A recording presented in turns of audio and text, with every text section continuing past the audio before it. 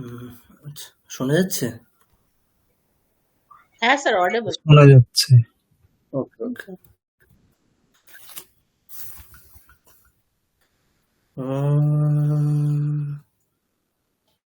নমঃ শ্রীয়তিরাজায় विवेकानन्दसूरये सच्चित्सुखस्वरूपाय स्वामिने तापहारिणे।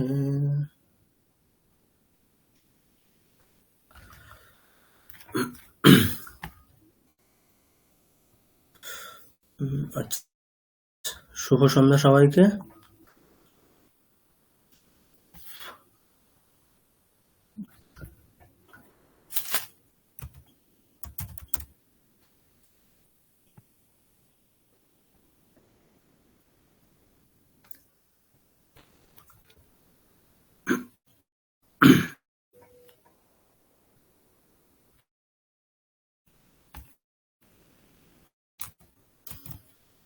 আচ্ছা, স্ক্রিন দেখা যাচ্ছে কি বলবেন?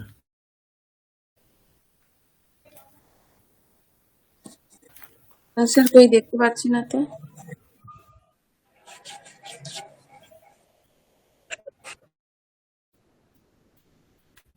আচ্ছা, এখন দেখা যাচ্ছে?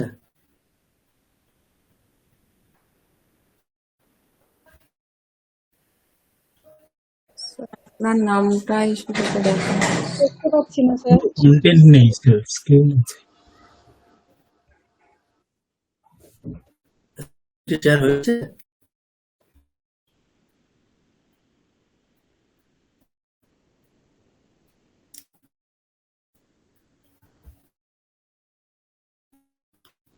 আচ্ছা, কেউ কি স্ক্রিন পাচ্ছেন না? না স্যার, দেখতে স্যার পাচ্ছি না। না, না স্যার, দেখা যাচ্ছে। আচ্ছা, ঠিক আছে, ওকে।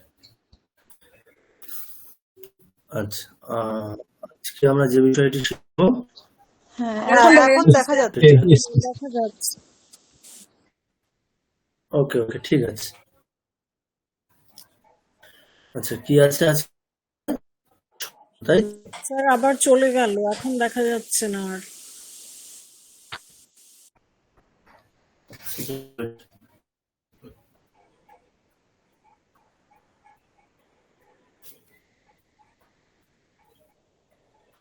হ্যাঁ, এবার ঠিক আছে। এবার দেখা যাচ্ছে স্যার।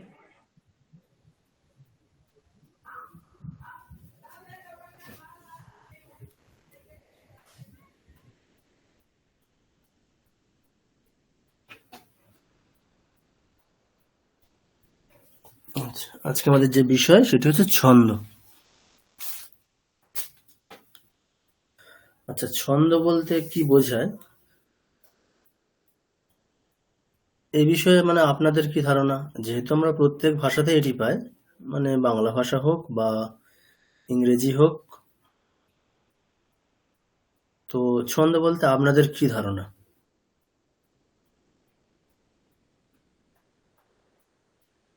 যদি আমরা একটা ছন্দের ডেফিনেশন দিতে বলি, তো আপনাদের কার কি জানা আছে? কেউ একটু বলুন।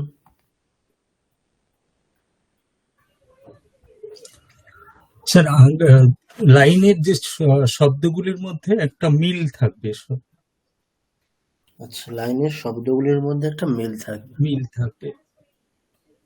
আচ্ছা, আর কেউ? স্যার, বলছি যে শ্রুতি মাধুর্যের জন্য যখন বিভিন্ন তালকে মেনটেন করা হবে, তখন সেটা ছন্দ।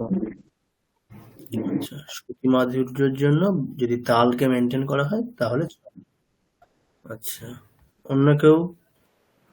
ছন্দ মূলত একটা যেটাকে ইংরেজিতে বলে মিটার। ইয়েস। সেটা হচ্ছে যে আহ, একটা একটা মাত্রা ভিত্তিক একটা গাণিতিক নিয়মে সেটা চলে, যেরকম বাংলাতে অক্ষরবৃত্ত ছন্দ, আচ্ছা, হ্যাঁ, বা মাত্রাবৃত্ত ছন্দ বা স্বরবৃত্ত ছন্দ, এগুলো প্রত্যেকটাই কিন্তু একটা নির্দিষ্ট সময়কে নিয়ে একটা মাত্রা হচ্ছে সেই উচ্চারণ করতে গেলে, এবং তারপরে সেই মাত্রাটা এক একটা গাণিতিক নিয়মে 4+4 বা 3+3 এইভাবে বিভিন্ন, বা 5+5 এইভাবে বিভিন্নভাবে বিভিন্ন ছন্দ তৈরি হয় আর কি। এটা বাংলাতে হয় আর কি। আচ্ছা, ওকে ওকে, হ্যাঁ এটা বেশ ঠিকই আছে। আচ্ছা, আর কেউ? ছন্দ মানে একটা গতি, ওকে, মানে যেটা ইংরেজিতে বলে রিদম। ইয়েস।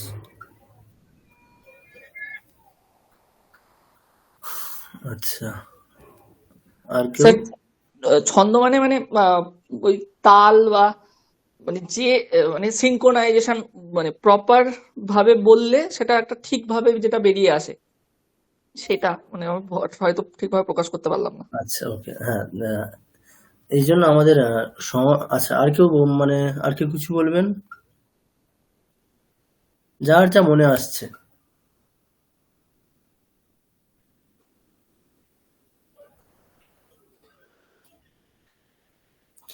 আচ্ছা, এই জন্য হচ্ছে আমাদের মানে সংস্কৃত যে শাস্ত্র,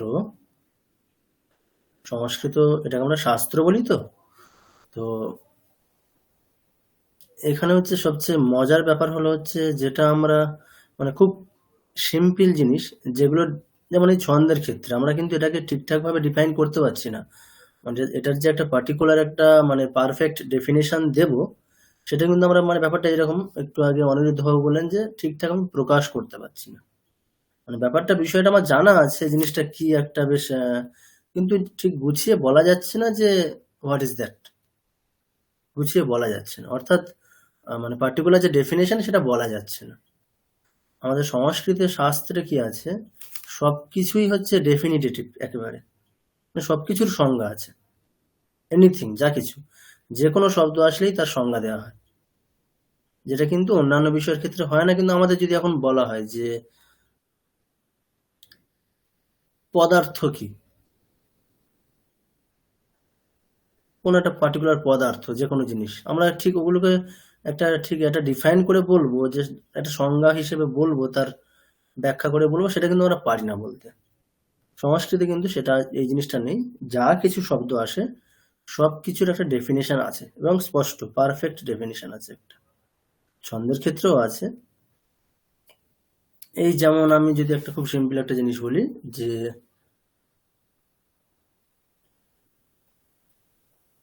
বুদ্ধি কি, বুদ্ধি বলতে কি, যদি আমি এখন মানে অনেকেই জিজ্ঞাসা করি যে বুদ্ধি কি, এটা কিন্তু আমরা ঠিক ওই জানি জিনিসটা কি, কিন্তু ওটাকে ঠিকঠাক ডিফাইন করতে পারবো না আমরা।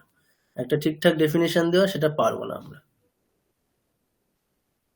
কিন্তু বিষয়টা জানা আছে, কি একটা জিনিস সবকিছুই জানা আছে, কিন্তু ভাষায় ঠিক প্রকাশ করে বলা যাবে না। সংস্কৃত শাস্ত্রে কিন্তু এগুলো আছে, মানে সবকিছুই একটা বললাম না ডেফিনিট, মানে ডিফাইন করে দেওয়া আছে সবকিছুর একেবারে। তা এইভাবে ছন্দের ক্ষেত্রেও তাই। আচ্ছা, ছন্দের ক্ষেত্রে কি, আর আমাদের সংস্কৃতিতে একটা আছে, মানে যে কোনো একটা পার্টিকুলার শব্দের ডিরাইভেশন, অর্থাৎ ব্যুৎপত্তি থেকে আমরা সেই শব্দের ডেফিনেশন জানতে পারি। মানে ওই সেই শব্দের ব্যুৎপত্তি, অর্থাৎ বিগ্রহ মানে কি ধাতু, কি প্রত্যয় ইত্যাদি করে যে অর্থটা দাঁড়াবে, সেটাই হচ্ছে সেই শব্দের ডেফিনেশন। এইভাবে একটা একটা শব্দকে ডিফাইন করার মানে থ্রু ডিরাইভেশন, এই ব্যাপারটাও আছে।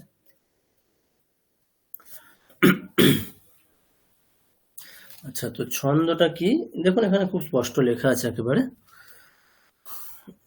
আমাদের যে 6টি বেদাঙ্গ আছে, 6টি বেদাঙ্গের মধ্যে একটি হচ্ছে ছন্দ। এটি তো সবার জানাই আছে, তাই না? 6টি যে বেদাঙ্গ আছে, সেই বেদাঙ্গের মধ্যে একটি হচ্ছে ছন্দ। আচ্ছা, বেদাঙ্গ বলতে কি, বেদাঙ্গ হচ্ছে বেদের অঙ্গ। বেদের অঙ্গ বলতে অঙ্গ কি করে আমাদেরকে সাহায্য করে, তাহলে বেদাঙ্গ কি করবে, বেদকে বুঝতে সাহায্য করবে। বেদকে বুঝতে মানে বেদকে পড়তে, জানতে, সবকিছু, মানে বেদকে, পাঠককে বেদ বোঝার জন্য সম্পূর্ণভাবে সহায়তা করবে বেদাঙ্গগুলি। সেটা বেদের পড়ার স্টাইলের জন্য হতে, মানে বেদ কিভাবে পড়তে হবে সেটার ক্ষেত্রে হতে পারে, বেদের অর্থ আমরা কিভাবে বুঝবো সেটা হতে পারে। মানে ওভারঅল সম্পূর্ণ বেদকে একেবারে মানে সর্বাঙ্গীন ভাবে বুঝতে যে সাহায্য করে যে অঙ্গগুলি, সেগুলোকেই আমরা বলছি বেদাঙ্গ। সর্বাঙ্গীন ভাবে বুঝতে একেবারে, সেটা একেবারে পড়া থেকে শুরু করে অর্থ বোঝা পর্যন্ত। তো সেই বেদাঙ্গগুলির মধ্যে একটি হচ্ছে ছন্দ। আচ্ছা, ছন্দ যেটি একটু আগে আমাদের সুজিত বাবু বললেন একটা, যে মাত্রা ছন্দ, মাত্রা শব্দের উল্লেখ করেছিলেন। তো আমাদের দু রকম ছন্দ আছে, একটা হচ্ছে বৃত্ত ছন্দ, আর একটি হচ্ছে মাত্রা ছন্দ। বৃত্ত ছন্দ বা অক্ষর ছন্দ, অর্থাৎ যেটি অক্ষর কাউন্ট করে করে করা হয়। আর একটা হচ্ছে মাত্রা ছন্দ, যেটা মাত্রা কাউন্ট করে করে করা হবে। এটা আমরা মানে পার্থক্যটা বুঝতেই পারবো। ধরুন এইরকম যদি বলা হয়, অক্ষর ছন্দ মানে বৃত্ত ছন্দ, তার অপর নাম একটা অক্ষর ছন্দ বা বৃত্ত ছন্দ সমানই, শুধু জাস্ট নামান্তর। মাত্রার ছন্দটা আলাদা। তাহলে ছন্দ হচ্ছে দুই ধরনের, একটা হচ্ছে অক্ষর ছন্দ অথবা বৃত্ত ছন্দ, আর একটি হচ্ছে মাত্রা ছন্দ। আমরা মেইনলি কি দেখবো এখানে, অক্ষর ছন্দ বা বৃত্ত ছন্দই দেখবো। মাত্রা ছন্দ সামান্যভাবে একটু মানে বলে দেওয়া হবে, যাতে আমরা অক্ষর ছন্দের থেকে মাত্রা ছন্দের কি ডিফারেন্স সেটা যেন একটু বুঝতে পারি। আচ্ছা, তাহলে ছন্দের ফার্স্ট হচ্ছে ছন্দের ডেফিনেশন। এখানে কি বলা হচ্ছে, ডেফিনেশনের সমান, যেহেতু আমরা অক্ষর ছন্দটাই পড়বো, তো সেক্ষেত্রে আমরা অক্ষর ছন্দেরই ডেফিনেশন দিচ্ছি কি, যে অক্ষর বা বর্ণের একটি বিশেষ বিন্যাস বা ক্রম যা আমাদেরকে আনন্দ প্রদান করে, তাই ছন্দ। মানে ছন্দে এই শব্দে যে ধাতু আছে সেটা হচ্ছে ছদি ধাতু। তার অর্থ হচ্ছে আহ্লাদ, মানে আনন্দ দেওয়া, আনন্দ অর্থে ধাতুটা আছে, অর্থাৎ যেটা আমাদেরকে আনন্দ দেয়। খুব সিম্পল একটা জিনিস, দেখুন খেয়াল করে দেখুন কত সুন্দর। যখন আমরা গদ্য কাব্য, কাব্য দুই ধরনের, একটি হচ্ছে গদ্য কাব্য, একটি পদ্য কাব্য। তো একই একটা মনের ভাবকে, মানে মনের ভাব অর্থাৎ অর্থটা সমানই আছে, কিন্তু সেই অর্থকে আমরা প্রকাশ করছি গদ্য কাব্যের দ্বারাও প্রকাশ করতে পারি, পদ্য কাব্যের দ্বারাও প্রকাশ করতে পারি। অর্থাৎ একই বিষয়, সেটাকে আমরা বাক্যের আকারে যখন লিখছি সেটি হচ্ছে গদ্য কাব্য, আর সেটাকে যখন একটা নির্দিষ্ট অক্ষর ক্রমে সাজিয়ে লিখছি তখন সেটি পদ্য কাব্যের আকার নিচ্ছে। তো স্বাভাবিকভাবেই ওই একই বিষয়বস্তু, সেটিকে যদি আমি পদ্য কাব্যের আকারে যখন লিখছি, তখন স্বাভাবিকভাবেই শ্রোতা অধিক আনন্দ পাচ্ছে কিনা, মানে একই মনের ভাব, একই বিষয়বস্তু, সেটা যখন আমি পদ্যের আকারে লিখছি, অর্থাৎ ছন্দ দিয়ে লিখছি, সেটা যখন পদ্যের আকার নিচ্ছে, সেটা কিন্তু অধিক আনন্দ দিচ্ছে। এটা তো অবশ্যই।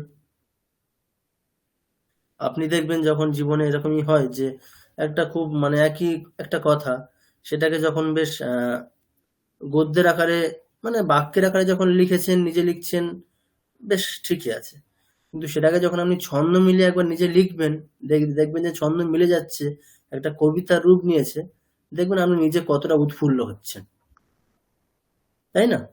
তো স্বাভাবিকভাবেই ছন্দ কি করছে তাহলে, আনন্দ প্রদান করছে, তাই না? খুব স্বাভাবিক এটা।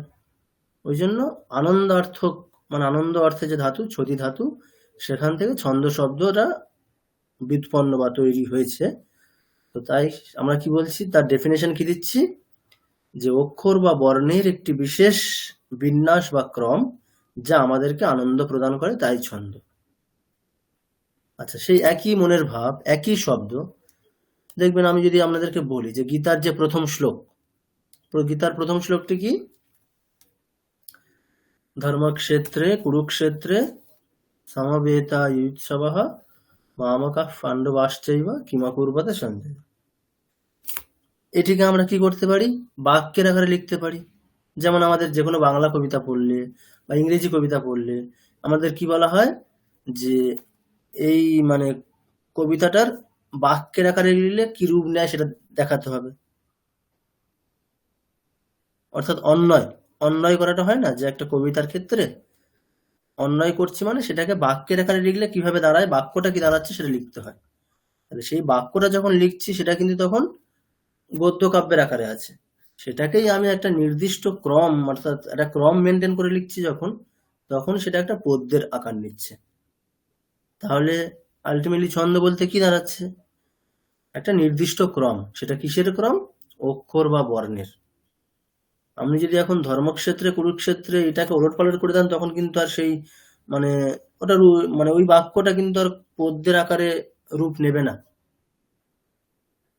আমি যদি এরকম বলি ধর্মক্ষেত্রে সমবেতা কুরুক্ষেত্রে যুৎসবহ, এরকম ভাবে বললে সেটা কিন্তু আর ঠিক পদ্যের আকার নিচ্ছে না, অর্থাৎ আমার অক্ষরের ক্রম ঠিকঠাক হচ্ছে না। তাই জন্যই অর্থাৎ অক্ষরের যে নির্দিষ্ট ক্রম বা বিন্যাস সেটি আমি মেনটেন করছি না বলেই ওটি পদ্যের যথাযথ আকার নিতে পারছে না। তাহলে ছন্দ মানে কি দাঁড়াচ্ছে, অক্ষর বা বর্ণের একটা নির্দিষ্ট বিন্যাস বা ক্রম যেটি আমাদেরকে আনন্দ প্রদান করে, তাই হচ্ছে ছন্দ। তাহলে এটি হচ্ছে ছন্দের ডেফিনিশন। ঠিক আছে, এবারে নেক্সট হচ্ছে একটা বিষয়, যে কোনো বিষয় পড়ার ক্ষেত্রে আমাদের কি লাগে, কিছু টেকনিক্যাল টার্ম অর্থাৎ কিছু পারিভাষিক শব্দ। সেটা প্রত্যেক বিষয়ের নিজস্ব একেবারে সম্পত্তি। সম্পত্তি বলতে এরকম, আপনি যদি এখন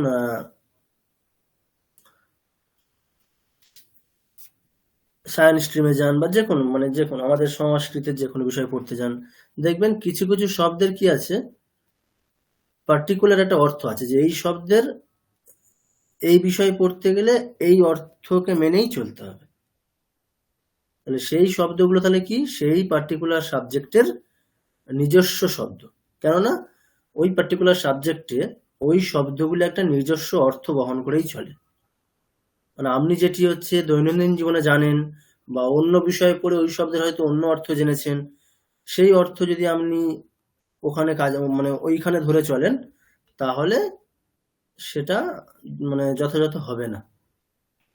ওই পার্টিকুলার সাবজেক্টের জন্য ওই শব্দের যে অর্থ নির্ধারিত আছে, সেই পার্টিকুলার অর্থকে মেনেই ওই বিষয়টি আপনাকে পড়তে হবে। যেমন একটা এক্সাম্পল দিচ্ছি, আমাদের ব্যাকরণের ক্ষেত্রে গুণ একটা হচ্ছে টেকনিক্যাল টার্ম, পারিভাষিক শব্দ একটা। গুণ মানে কি, যে অকার একার এবং ওকার এই তিনটি বর্ণের হচ্ছে গুণ এই নাম, অর্থাৎ গুণ বর্ণ কোনগুলো, অকার একার এবং ওকার। এখন গুণ এই শব্দের একটা সাধারণ মানুষ কোন অর্থ জানে, গুণ মানে হচ্ছে কোয়ালিটি। দৈনন্দিন জীবনে আমরা আমাদের দৈনন্দিন ব্যবহারে এটাই জানি যে গুণ মানে হচ্ছে কোয়ালিটি। তাহলে এখন ব্যাকরণ পড়তে গিয়ে যদি কেউ যেখানে যেখানে গুণ শব্দ আসবে সেখানে যদি বলে যে গুণ মানে হচ্ছে কোয়ালিটি, এই অর্থকে ধরে চলে, তখন কি জিনিসটা হবে, চলবে? ওই বিষয়টি পড়াটা সার্থক, সার্থক বলতে পরিপূর্ণ হবে না, পড়াটাই ভুল হবে, বোধ ভুলই হয়ে যায়, অবগমনটা ভুলই হবে। তো সেক্ষেত্রে আমাদের কি করতে হবে, ওই পার্টিকুলার ব্যাকরণ সাবজেক্টের জন্য গুণ যেখানে যেখানে আসবে গুণ শব্দ, তার অর্থ আমাদের কি করতে হবে, গুণ মানে হচ্ছে গুণ বর্ণগুলোকে বোঝাতে চাইছে, অর্থাৎ অকার একার এবং ওকার। এরকম প্রত্যেকটা সাবজেক্টেই আছে তাদের নিজস্ব কিছু একেবারে শব্দ, পার্টিকুলার অর্থ নির্বহন করে এরকম কিছু শব্দ প্রত্যেকটি সাবজেক্টেই আছে। তো এই শব্দগুলোকে আমরা কি বলি, পারিভাষিক শব্দ বা টেকনিক্যাল টার্ম।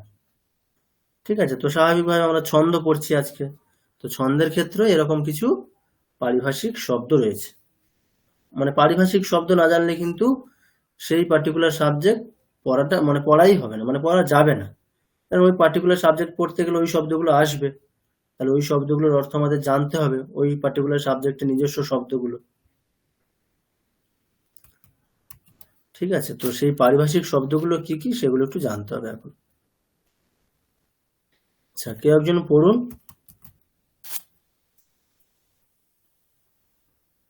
কে পড়বেন? পড়বো স্যার।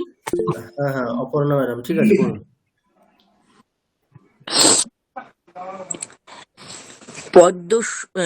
পদ্য বা শ্লোক। ছন্দবদ্ধ কাব্য হলো শ্লোক বা পদ্য। পাদ প্রত্যেকটি পদ্য বা শ্লোককে 4টি অংশে বিভক্ত করা যায়। এক একটি অংশকে পাদ বলা হয়। 3 নম্বর হচ্ছে অক্ষর বা বর্ণ। অক্ষর বা বর্ণের বিশেষ বিন্যাস বা ক্রমই হলো ছন্দ। তাই ছন্দে ক্ষেত্রে অক্ষর বা বর্ণ বলতে আমরা কি বুঝবো তা জানতে হবে। এখানে কেবল স্বরবর্ণ একটি অক্ষর বা বর্ণ বলে বিবেচিত হবে, যেমন অ, আ, হ্রস্বই, দীর্ঘই ইত্যাদি। কেবল স্বরবর্ণগুলি এক একটা বর্ণ বলে বিবেচিত হবে।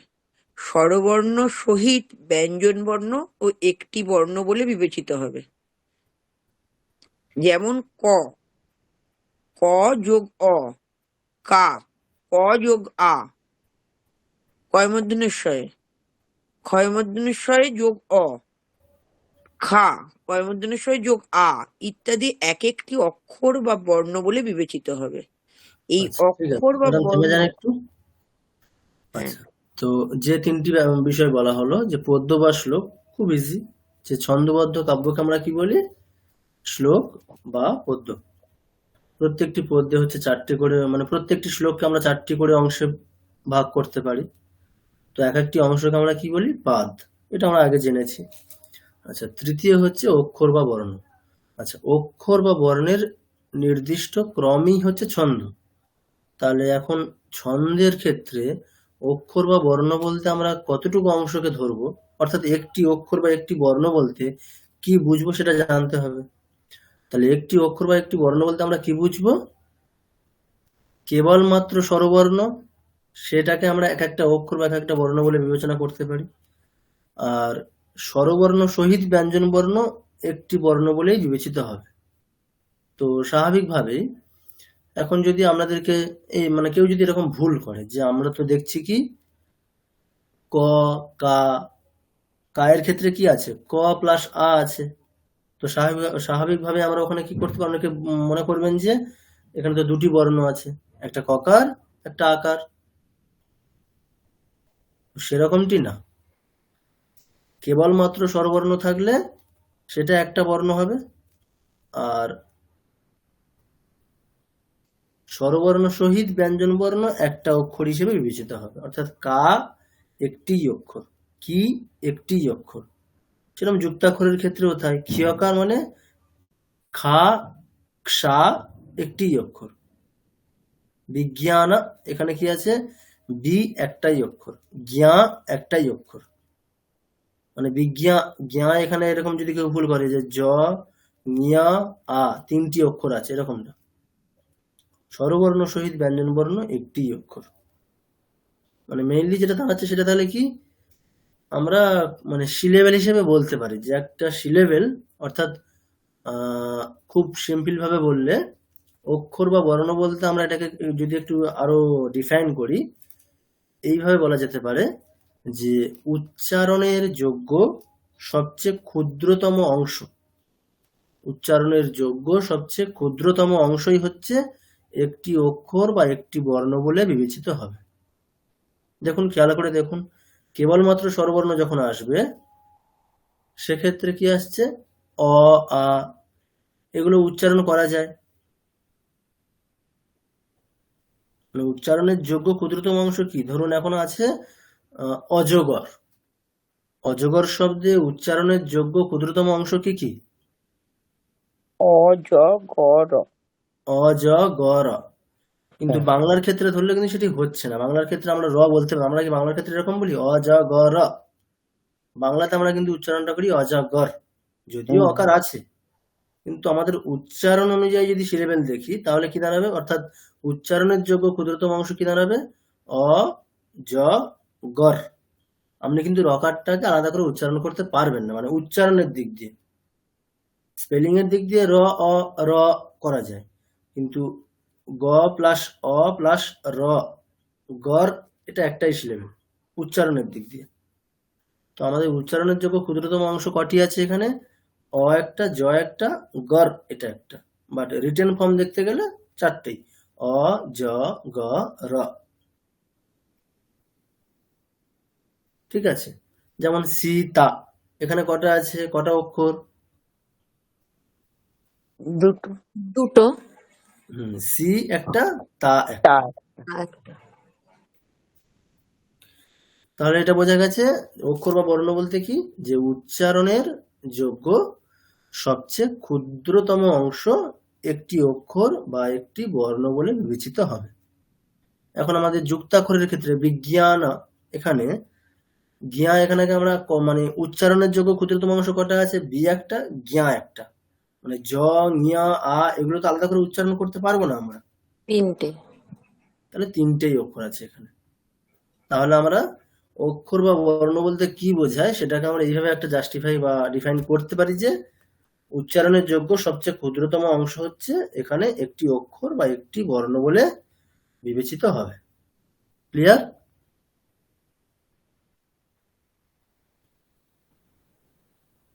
সবাই বুঝতে পেরেছেন? মানে কোনো ডাউট নেই তো কোনো এখানে? না। আচ্ছা, ওকে। আচ্ছা, নেক্সট হচ্ছে এই অক্ষর বা বর্ণ হচ্ছে দুই প্রকার। কি কি? একটা হচ্ছে লঘু অক্ষর, একটা গুরু অক্ষর। খুব সিম্পল একেবারে। লঘু বলতে হ্রস্ব, যেটি হচ্ছে হ্রস্ব সেটি হচ্ছে লঘু অক্ষর। এবারে হ্রস্ব কে হতে পারে? ব্যঞ্জন বর্ণ বর্ণ নাকি স্বরবর্ণ? মানে হ্রস্ব হওয়ার যে গুণটা সেটা কার ক্ষেত্রে সম্ভব? স্বরবর্ণের ক্ষেত্রেই সম্ভব। হ্যাঁ। তো স্বরবর্ণের এক্সিস্টেন্সও দুভাবে থাকা সম্ভব। একটা হচ্ছে কেবল স্বরবর্ণ, আর একটা হচ্ছে ব্যঞ্জন বর্ণের সাথে, তাই না? হ্যাঁ স্যার। তো সেক্ষেত্রে দুটোই লঘু অক্ষর, মানে কেবলমাত্র যে হ্রস্ব স্বরবর্ণ সেটাকে আমরা বলবো হচ্ছে লঘু অক্ষর, আর হ্রস্ব স্বরবর্ণ যুক্ত যে ব্যঞ্জন বর্ণ সেটিকে আমরা কি বলবো? লঘু অক্ষর। যেমন দেখুন নিচে স্পষ্ট লেখাই রয়েছে, এই অক্ষর বা বর্ণ দুই প্রকারের হয়ে থাকে, লঘু অক্ষর এবং গুরু অক্ষর। লঘু অক্ষর কেবল হ্রস্ব স্বরবর্ণ লঘু অক্ষর বলে বিবেচিত হবে, যেমন অ, ই, উ, রি এগুলি লঘু অক্ষর। নেক্সট, হ্রস্ব স্বরবর্ণ যুক্ত ব্যঞ্জন বর্ণ লঘু অক্ষর বলে বিবেচিত হবে, যেমন ক, কি, কু, ক্রি, ক্ষি, ক্ষি, ক্ষু, ক্ষরি ইত্যাদি লঘু অক্ষর বলে বিবেচিত হবে। বোঝা গেছে এটা? তাহলে অক্ষরের দুটি ভাগ, একটি হচ্ছে লঘু অক্ষর, একটি গুরু অক্ষর। হ্রস্ব ইজ ইকুয়াল টু লঘু অক্ষর। সেই হ্রস্ব বর্ণের এক্সিস্টেন্স সেটা কেবল স্বরবর্ণ হিসেবে হতে পারে অথবা ব্যঞ্জন বর্ণের সাথে কম্বাইন্ড হয়ে থাকতে পারে। আচ্ছা, নেক্সট আর একটা ভাগ কি? গুরু অক্ষর। স্বাভাবিকভাবে বোঝা যাচ্ছে কি হবে তাহলে? এর উল্টো, দীর্ঘ মানে গুরু, তাই তো? কেবল দীর্ঘ স্বরবর্ণ গুরু অক্ষর বলে বিবেচিত হবে, যেমন আ, ই, উ, দীর্ঘ রিকার, এ, ওই, ও, ঔ এগুলি গুরু অক্ষর। মানে এটা হচ্ছে স্বরবর্ণের এক্সিস্টেন্স দুভাবে, একটা হচ্ছে কেবল স্বরবর্ণ, তার উদাহরণ, আর আরেকটা কিভাবে হতে পারে? দীর্ঘ স্বরবর্ণের এক্সিস্টেন্স ব্যঞ্জন বর্ণের সাথে। তাহলে দীর্ঘ স্বরবর্ণ যুক্ত ব্যঞ্জন বর্ণ গুরু অক্ষর বলে বিবেচিত হবে, যেমন কা, কি, কু, কে, কো, কই, কৌ, ক্ষা, ক্ষি ইত্যাদি গুরু অক্ষর বলে বিবেচিত হবে। ঠিক আছে? এই পর্যন্ত প্রত্যেকের ক্লিয়ার? হ্যাঁ স্যার। আচ্ছা, এবারে নেক্সট হচ্ছে আমরা দেখুন তাহলে কি জানলাম, যে হ্রস্ব ইজ ইকুয়াল টু লঘু অক্ষর, দীর্ঘ ইজ ইকুয়াল টু গুরু অক্ষর, এই পর্যন্ত জেনেছি। এবারে কিছু ব্যতিক্রম আছে, ঠিক আছে? কিছু এক্সেপশন হচ্ছে এরকম, যে হ্রস্ব কিছু কিছু কন্ডিশনে গুরু হতে পারে। কিছু পার্টিকুলার কন্ডিশনে কি হতে পারে? হ্রস্ব সেটাকেও লঘু বলা যাবে না, সেটাকে গুরুই বলতে হবে, সেটাকেও গুরু অক্ষর হিসাবে বিবেচনা করতে হবে। সেই কন্ডিশনগুলো কি কি? তিনটি কন্ডিশন আছে এরকম। একটি হচ্ছে ফার্স্ট কি, সংযুক্ত বর্ণের পূর্বের হ্রস্ব বর্ণ গুরু অক্ষর বলে বিবেচিত হবে। যেমন কৃষ্ণ, ভিক্ষা ইত্যাদি শব্দে কৃ, ভি এগুলি হ্রস্ব হওয়া সত্ত্বেও গুরু অক্ষর বলে বিবেচিত হবে। তাহলে ফার্স্ট কন্ডিশন কি, কোনো যুক্তাক্ষরের পূর্বে যদি হ্রস্ব বর্ণ থাকে সেটি কিন্তু স্বাভাবিক নিয়ম অনুসারে, অর্থাৎ হ্রস্ব ইজ ইকুয়াল টু লঘু, তখন সেটি এখানে চলবে না। তখন সেটাকে কি বলতে হবে, হ্রস্ব হলেও সেটাকে গুরু অক্ষর হিসাবেই ধরতে হবে। ঠিক আছে, এটা হচ্ছে ফার্স্ট কন্ডিশন। সেকেন্ড কন্ডিশন, হ্রস্ব বর্ণের সঙ্গে যদি অনুস্বার বা বিসর্গ যুক্ত থাকে তাহলে হ্রস্ব বর্ণটি গুরু অক্ষর বলে বিবেচিত হবে। যেমন অং, কহ, রুহু, ভং ইত্যাদি হ্রস্ব হওয়া সত্ত্বেও গুরু অক্ষর বলে বিবেচিত হবে। আচ্ছা, ধরুন এরকম রা, মহ, এখানে কটা অক্ষর আছে?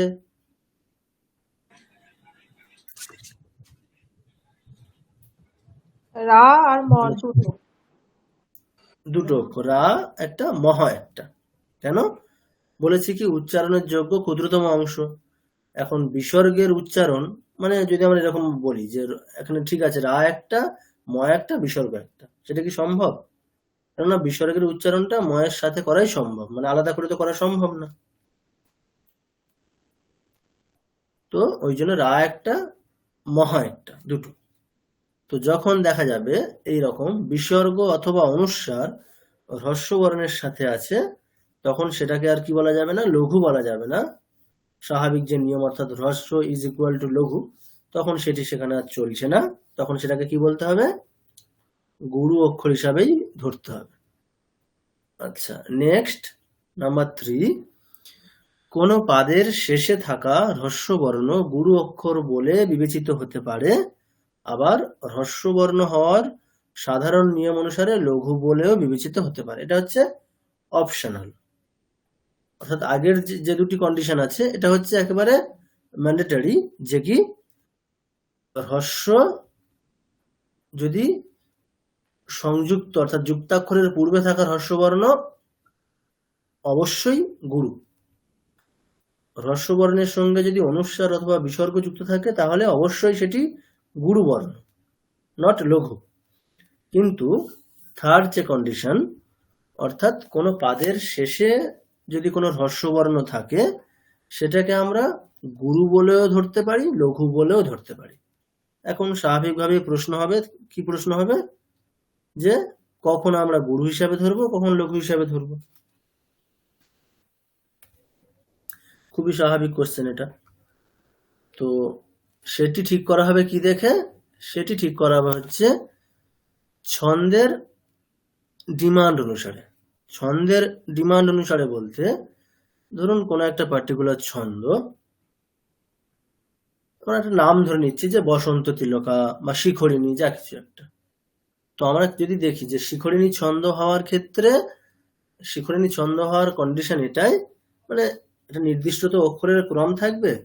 তো শিখরিণী ছন্দের একটা নির্দিষ্ট অক্ষরের ক্রমে, যে একটা পার্টিকুলার শ্লোকে যখন দেখছি যে শিখরিণী ছন্দের অক্ষরের যে ক্রমটা বলা আছে, সেই ক্রমটা হচ্ছে প্রথম থেকে একেবারে লাস্ট অক্ষরের আগে পর্যন্ত পুরোপুরি মেনটেন হয়েছে।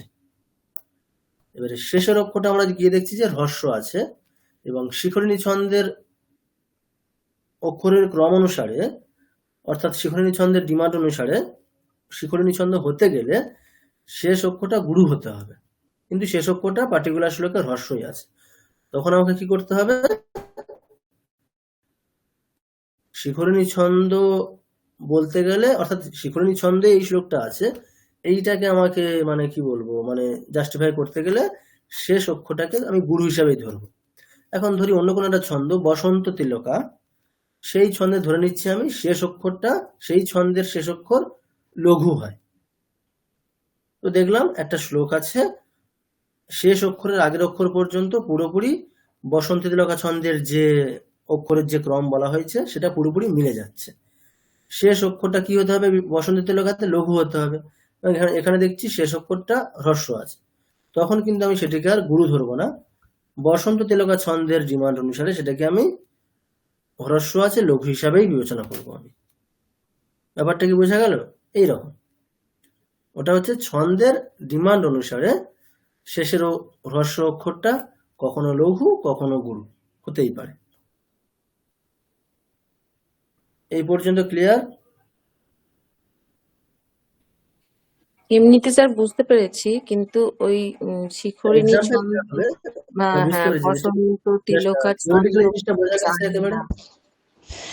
বোঝা গেছে, কিন্তু স্যার যখন মানে কিছু করতে গেলে তখন বুঝতে পারবো যে ঠিক হচ্ছে কিনা। হ্যাঁ হ্যাঁ, সেটা তো আমরা মানে ওটা প্র্যাকটিক্যালি করা হবে। হ্যাঁ, ব্যাপারটা তো প্র্যাকটিক্যালি থিওরিটিক্যালি জিনিসটা জাস্ট একটু ধরতে হবে। হ্যাঁ হ্যাঁ হ্যাঁ। হুম। তাহলে আমাদের কি কি দেখা গেল? অক্ষর হচ্ছে দুই প্রকার, একটা হচ্ছে লঘু একটা গুরু। লঘু অক্ষর মানে হ্রস্ব ইজ ইকুয়াল টু লঘু, দীর্ঘ ইজ ইকুয়াল টু গুরু। হ্রস্ব বর্ণ কি কিছু পার্টিকুলার কন্ডিশনে গুরু হিসাবে বিবেচিত হবে। তিনটে কন্ডিশন আছে, একটা হচ্ছে মানে যুক্তাক্ষরের পূর্বের হ্রস্ব বর্ণ অবশ্যই গুরু। হ্রস্ব বর্ণের সঙ্গে যদি বিসর্গ অথবা অনুস্বার থাকে সেটি তখন গুরু অক্ষর। আর পাদের শেষে থাকা হ্রস্ব বর্ণ ছন্দের ডিমান্ড অনুসারে কখনো লঘু কখনো গুরু। এই হচ্ছে তিনটি কন্ডিশনস। আচ্ছা, এরপরে একটা পারিভাষিক শব্দ কি আছে? জ্যোতি, তাই তো?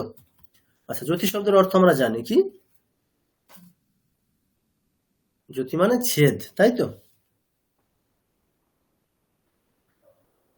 অর্থাৎ একটা শ্লোক যখন আমরা পড়ছি তখন আমরা কোথায় আমরা থামবো, কোথায় বিরাম নেব। অর্থাৎ এখানে দেখুন স্পষ্ট লেখা আছে যে জ্যোতি অর্থাৎ বিরাম বা ছেদ। শ্লোক পড়ার সময় কোথায় বিরাম নেওয়া হবে তাই হচ্ছে জ্যোতি। সাধারণত প্রত্যেকটি পাদের শেষে জ্যোতি বা বিরাম নেওয়া হয়ে থাকে বড় ছন্দের ক্ষেত্রে, অর্থাৎ একটি পাদে অক্ষর সংখ্যাটা বেশি হলে। অনুষ্টুপে আমরা কতগুলো অক্ষর দেখেছি? একটি পাদে 8টি অক্ষর। তো সেখানে স্বাভাবিকভাবে আমাদেরকে মাঝখানে কোথাও থামতে হয় না, যেহেতু একটি মানে পাদে অক্ষর সংখ্যাটা খুবই সীমিত, 8টি মাত্র। তো সেক্ষেত্রে ওই জন্য প্রত্যেকটি পাদের শেষে থামছি আমরা। যখন দেখা যাবে যে একটা বড় শ্লোক বলতে এইরকমই, এটা মানে সেখানে একটি পাদে অক্ষর সংখ্যা হয়তো 15টা 20টা, সেক্ষেত্রে তো 15টা 20টা একসাথে উচ্চারণ করাটা সম্ভব না। সম্ভব হলেও সবার ক্ষেত্রে সম্ভব না। তো সেক্ষেত্রে কি হবে? মধ্যে মধ্যে, অর্থাৎ একটি পাদের মধ্যে মধ্যেই এই জ্যোতি বা বিরাম নেওয়ার ব্যাপারটি থাকে। তাই বলা হচ্ছে যে বড় ছন্দের ক্ষেত্রে, অর্থাৎ একটি পাদে বেশি অক্ষর থাকলে পাদের শেষে তো বিরাম হবেই, ওটা স্বাভাবিক নিয়ম, প্রত্যেকটি পাদের শেষে বিরাম নেওয়াটা। পাদের মধ্যেও বিরাম হয়ে থাকে। অর্থাৎ দেখা যাচ্ছে যে একটি পাদে অক্ষর বা বর্ণের নির্দিষ্ট ক্রম অনুসারে নির্দিষ্ট ছন্দ হয়ে থাকে। অর্থাৎ লঘু অক্ষর এবং গুরু অক্ষর একটি নির্দিষ্ট ক্রমে সাজালে নির্দিষ্ট ছন্দ হয়ে থাকে। আমরা যে দুই রকমের অক্ষর জেনেছি, একটা লঘু একটা গুরু, এই দুটো অক্ষরকে একটা নির্দিষ্ট ক্রমে সাজালে নির্দিষ্ট ছন্দ হবে। আচ্ছা, তারপরে একটা পার্টিকুলার শব্দ আছে কি? গণ, তাই তো? আচ্ছা, গণ শব্দের অর্থ কি? গণ মানে আমরা কি জানি? টিম, তাই তো? খুব সিম্পলি বললে টিম, দল। ছন্দের ক্ষেত্রেও আছে কি? যেহেতু লঘু এবং গুরু অক্ষর নির্দিষ্ট ক্রমে সাজালে নির্দিষ্ট ছন্দ হয়ে থাকে, তাই এই লঘু গুরু ক্রম নির্দিষ্ট করেই ছন্দের লক্ষণ বা বৈশিষ্ট্য বলতে হয়। ছন্দের লক্ষণ বা বৈশিষ্ট্য বলার সুবিধার্থে 3টি করে অক্ষর নিয়ে একটি করে গণ করা হয়েছে। 3টি করে অক্ষর বলতে লঘু এবং গুরু অক্ষর, অর্থাৎ লঘু গুরু গুরু, গুরু গুরু লঘু, লঘু লঘু লঘু, গুরু গুরু গুরু ইত্যাদি ক্রমে সাজালে 3টি অক্ষর নিয়ে অধিকাধিক 8টি গণ তৈরি করা সম্ভব। আচ্ছা, এই বিষয়টি একেবারে কিছু বোঝাই গেল না, তাই তো? হ্যাঁ স্যার। এই বিষয়টি কিছু বোঝা গেছে কি? কিছুই বোঝা যায়নি আশা করছি। না স্যার। ঠিক আছে, স্বাভাবিক, না বোঝারই কথা, এটা একটু অন্যরকম আছে। আচ্ছা ঠিক আছে, আমি এটা স্ক্রিন শেয়ার করছি, একটু একটা ওয়ার্ড একটু লিখে লিখে দেখাতে হবে।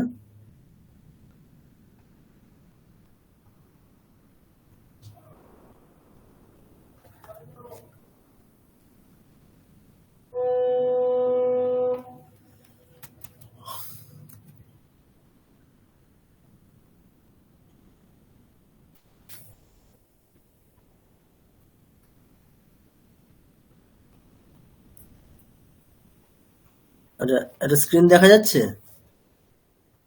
হ্যাঁ স্যার। আচ্ছা, দেখুন কি বলা হয়েছে, গণ, তাই তো?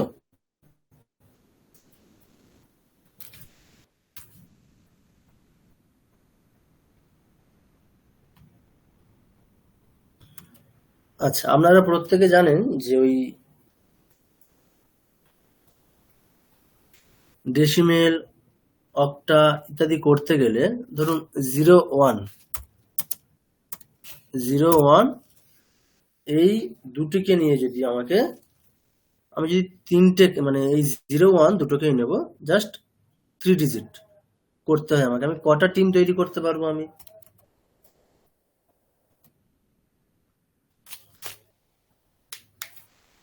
8টাই করতে পারবো, তাই না?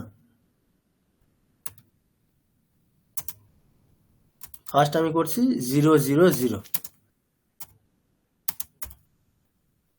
মানে 0 1 দুটি ক্যারেক্টার, এই দুটি নিয়ে আমি 3 ডিজিটের যদি আমি ওই কম্বাইন করতে চাই, হাইয়েস্ট আমি কতগুলো কম্বিনেশন করতে পারবো? হাইয়েস্ট আমি কটা করতে পারবো? 8টা। খেয়াল করে দেখুন, 0 0 0 0 0 1 1, নেক্সট 100 না 0 1 0, নেক্সট 101 1 না, নেক্সট হচ্ছে 1 0 0, এটা ক্রমে যেতে হবে পুরোপুরি। 1 0 0, এবার নেক্সট 1 0 1, নেক্সট 1 1 0, নেক্সট 1 1 1। কটা হলো মোট আমাদের? একটা সম্ভবত মিসিং আছে। 0 1 2 3 4 5 6 7, একটা মিস আছে। 0 0 0 0 0 1 0 1 0 011 011 1 1টা মিস আছে আমাদের, ঠিক। এটা এখানে হবে, ঠিক 0 1 1। ঠিক আছে, তাহলে আমি এই দুটো ক্যারেক্টার 0 1 এটাকে যদি আমি 3 ডিজিটে কম্বিনেশন তৈরি করি, তাহলে হাইয়েস্ট আমি কতগুলো কম্বিনেশন পাচ্ছি? 8টা। মানে 8টাই করতে পারবো, তার বেশি আমি করতে পারবো না।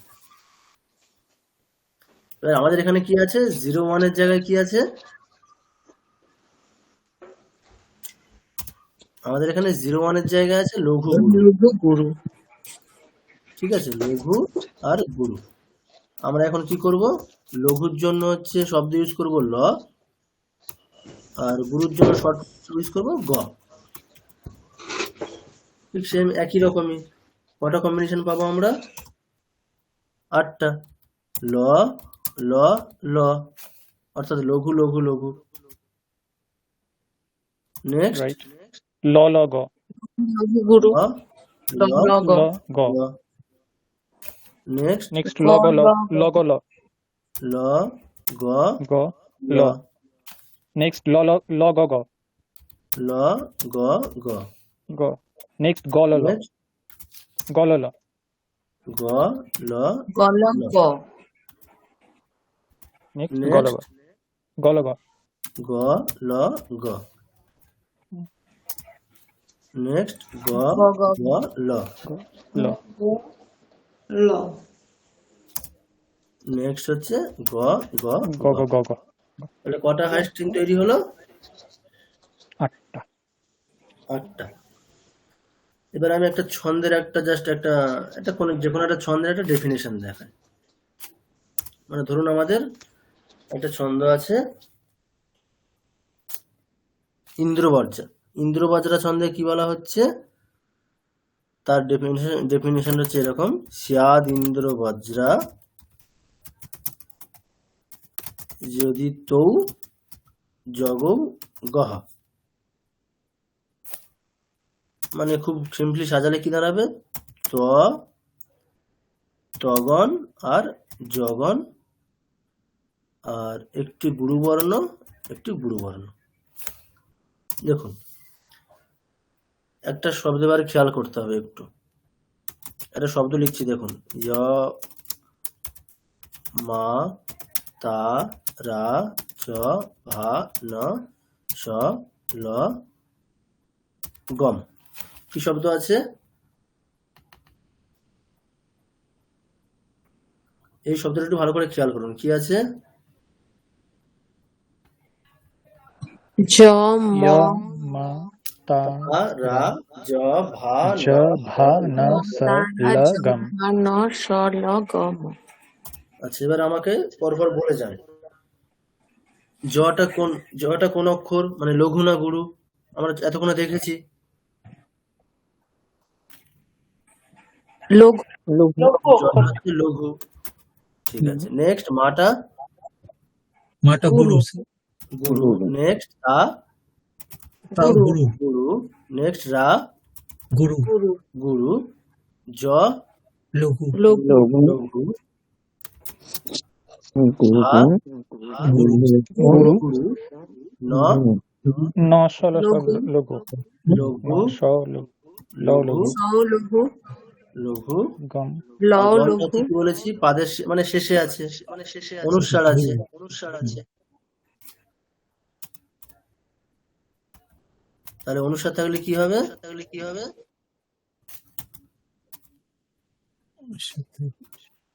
ওটা বলা হয়েছে গুরুই হবে। গুরু, হ্যাঁ। আচ্ছা, ইকো হচ্ছে, ঠিক আছে, একটু মানে অফ রাখুন একজনই। আচ্ছা ঠিক আছে। আচ্ছা যাই হোক, তাহলে কি দাঁড়ালো এখন?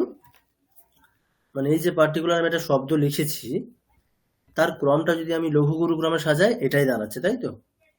লঘু গুরু গুরু গুরু লঘু গুরু লঘু লঘু লঘু গুরু। ওকে। আচ্ছা, এবার আমি 3টে করে নেব, 3টে করে গ্রুপ নেব। মানে বলেছি কটা গণ আছে? 8টা গণ। প্রত্যেকে খেয়াল করে দেখবেন, এখানে যদি আমি শব্দগুলোকে সাজাই পরপর, মোট কটা কটা আছে? 10টা হচ্ছে কি? মোট 10টা। অর্থাৎ আমাদের কটা গণ আছে? 8টা 8টা গণ। তাহলে প্রথম থেকে, মানে ফার্স্ট অক্ষর থেকে, ফার্স্ট অক্ষর নিয়ে পরবর্তী দুটো করে অক্ষর নিয়ে একটা করে গণ। তাহলে 1, তাহলে ফার্স্ট অক্ষর কি আছে? ইয়। তাহলে প্রথম গণের নাম কি? প্রথম গণের নাম কি তাহলে? ইয়গণ। ঠিক আছে। ইয়গণের বৈশিষ্ট্য কি? বৈশিষ্ট্য মানে কি? এখানে বৈশিষ্ট্য বলতে ক্রম, মানে একটা পার্টিকুলার ক্রম। ইয়গণের ক্রম কি তাহলে? লঘু, মানে বলেছি কি ফার্স্ট নেব ইয় মাতা। ইয়গণের ক্রম কি? ইয়া মাতা। অর্থাৎ পার্টিকুলার সেটাকে আরো ডিফাইন করলে লঘু लघु গুরু गुरु গুরু। गुरु। ঠিক আছে, লঘু গুরু গুরু। তাহলে আমাদের লঘু গুরু গুরু কোথায় আছে? এখানে, এইটা, তাই তো? তাহলে এই গণের নাম কি? মানে এই পার্টিকুলার ক্রম যদি দেখি, তাহলে সেটা কোন গণ? ইয়গণ। यगन। ওকে। আচ্ছা, এবার নেক্সট কি গণ হবে তাহলে? মগণ। ইয়ার পরে কি আছে? মা আছে, তাহলে মগণ। মগণের ক্যারেক্টারিস্টিক কি আছে? মা তারা, অর্থাৎ গুরু গুরু গুরু। गुरु তাহলে এই গণটা এখানে কোথায় পেয়েছি আমরা? 1 1 1 ওয়ান ट्रिपल 1 যেটা। মগণ। আচ্ছা, নেক্সট কোন গণ হবে? गुरु गुरु लघु ता হ্যাঁ, সেই গণের নাম কি? তগণ। तगन। তার ক্যারেক্টারিস্টিক তারাজ অর্থাৎ গুরু গুরু গুরু গুরু লঘু লঘু। গুরু গুরু লঘু কোথায় আছে আমাদের? গগল ওই যে 110 গগল। তাহলে এবারের নাম কি? তগন। তগন আচ্ছা নেক্সট কোন গণ হবে? রগন রগন রগণ। গুরু লঘু রগণের গুরু ক্যারেক্টারিস্টিক কি আছে? রাজভা গুরু অর্থাৎ লঘু গুরু গুরু লঘু গুরু লঘু গুরু লঘু গুরু। 101 কোথায় আছে? 101 এই যে 101 রগণ। আচ্ছা নেক্সট কোন গণ? যমা তারা জ জ জগণ। লঘু আর গুরু লঘু লগল জভান লগল লঘু গুরু লঘু লঘু। লঘু কোথায় আছে এখানে? 010 010 লঘু গুরু লঘু। কোন এটা বললে কোন গণ হলো? জগণ। জগন আচ্ছা নেক্সট ভগন ভ গলল তাই তো জ ভা। ভগন তার ক্যারেক্টারিস্টিক কি আছে?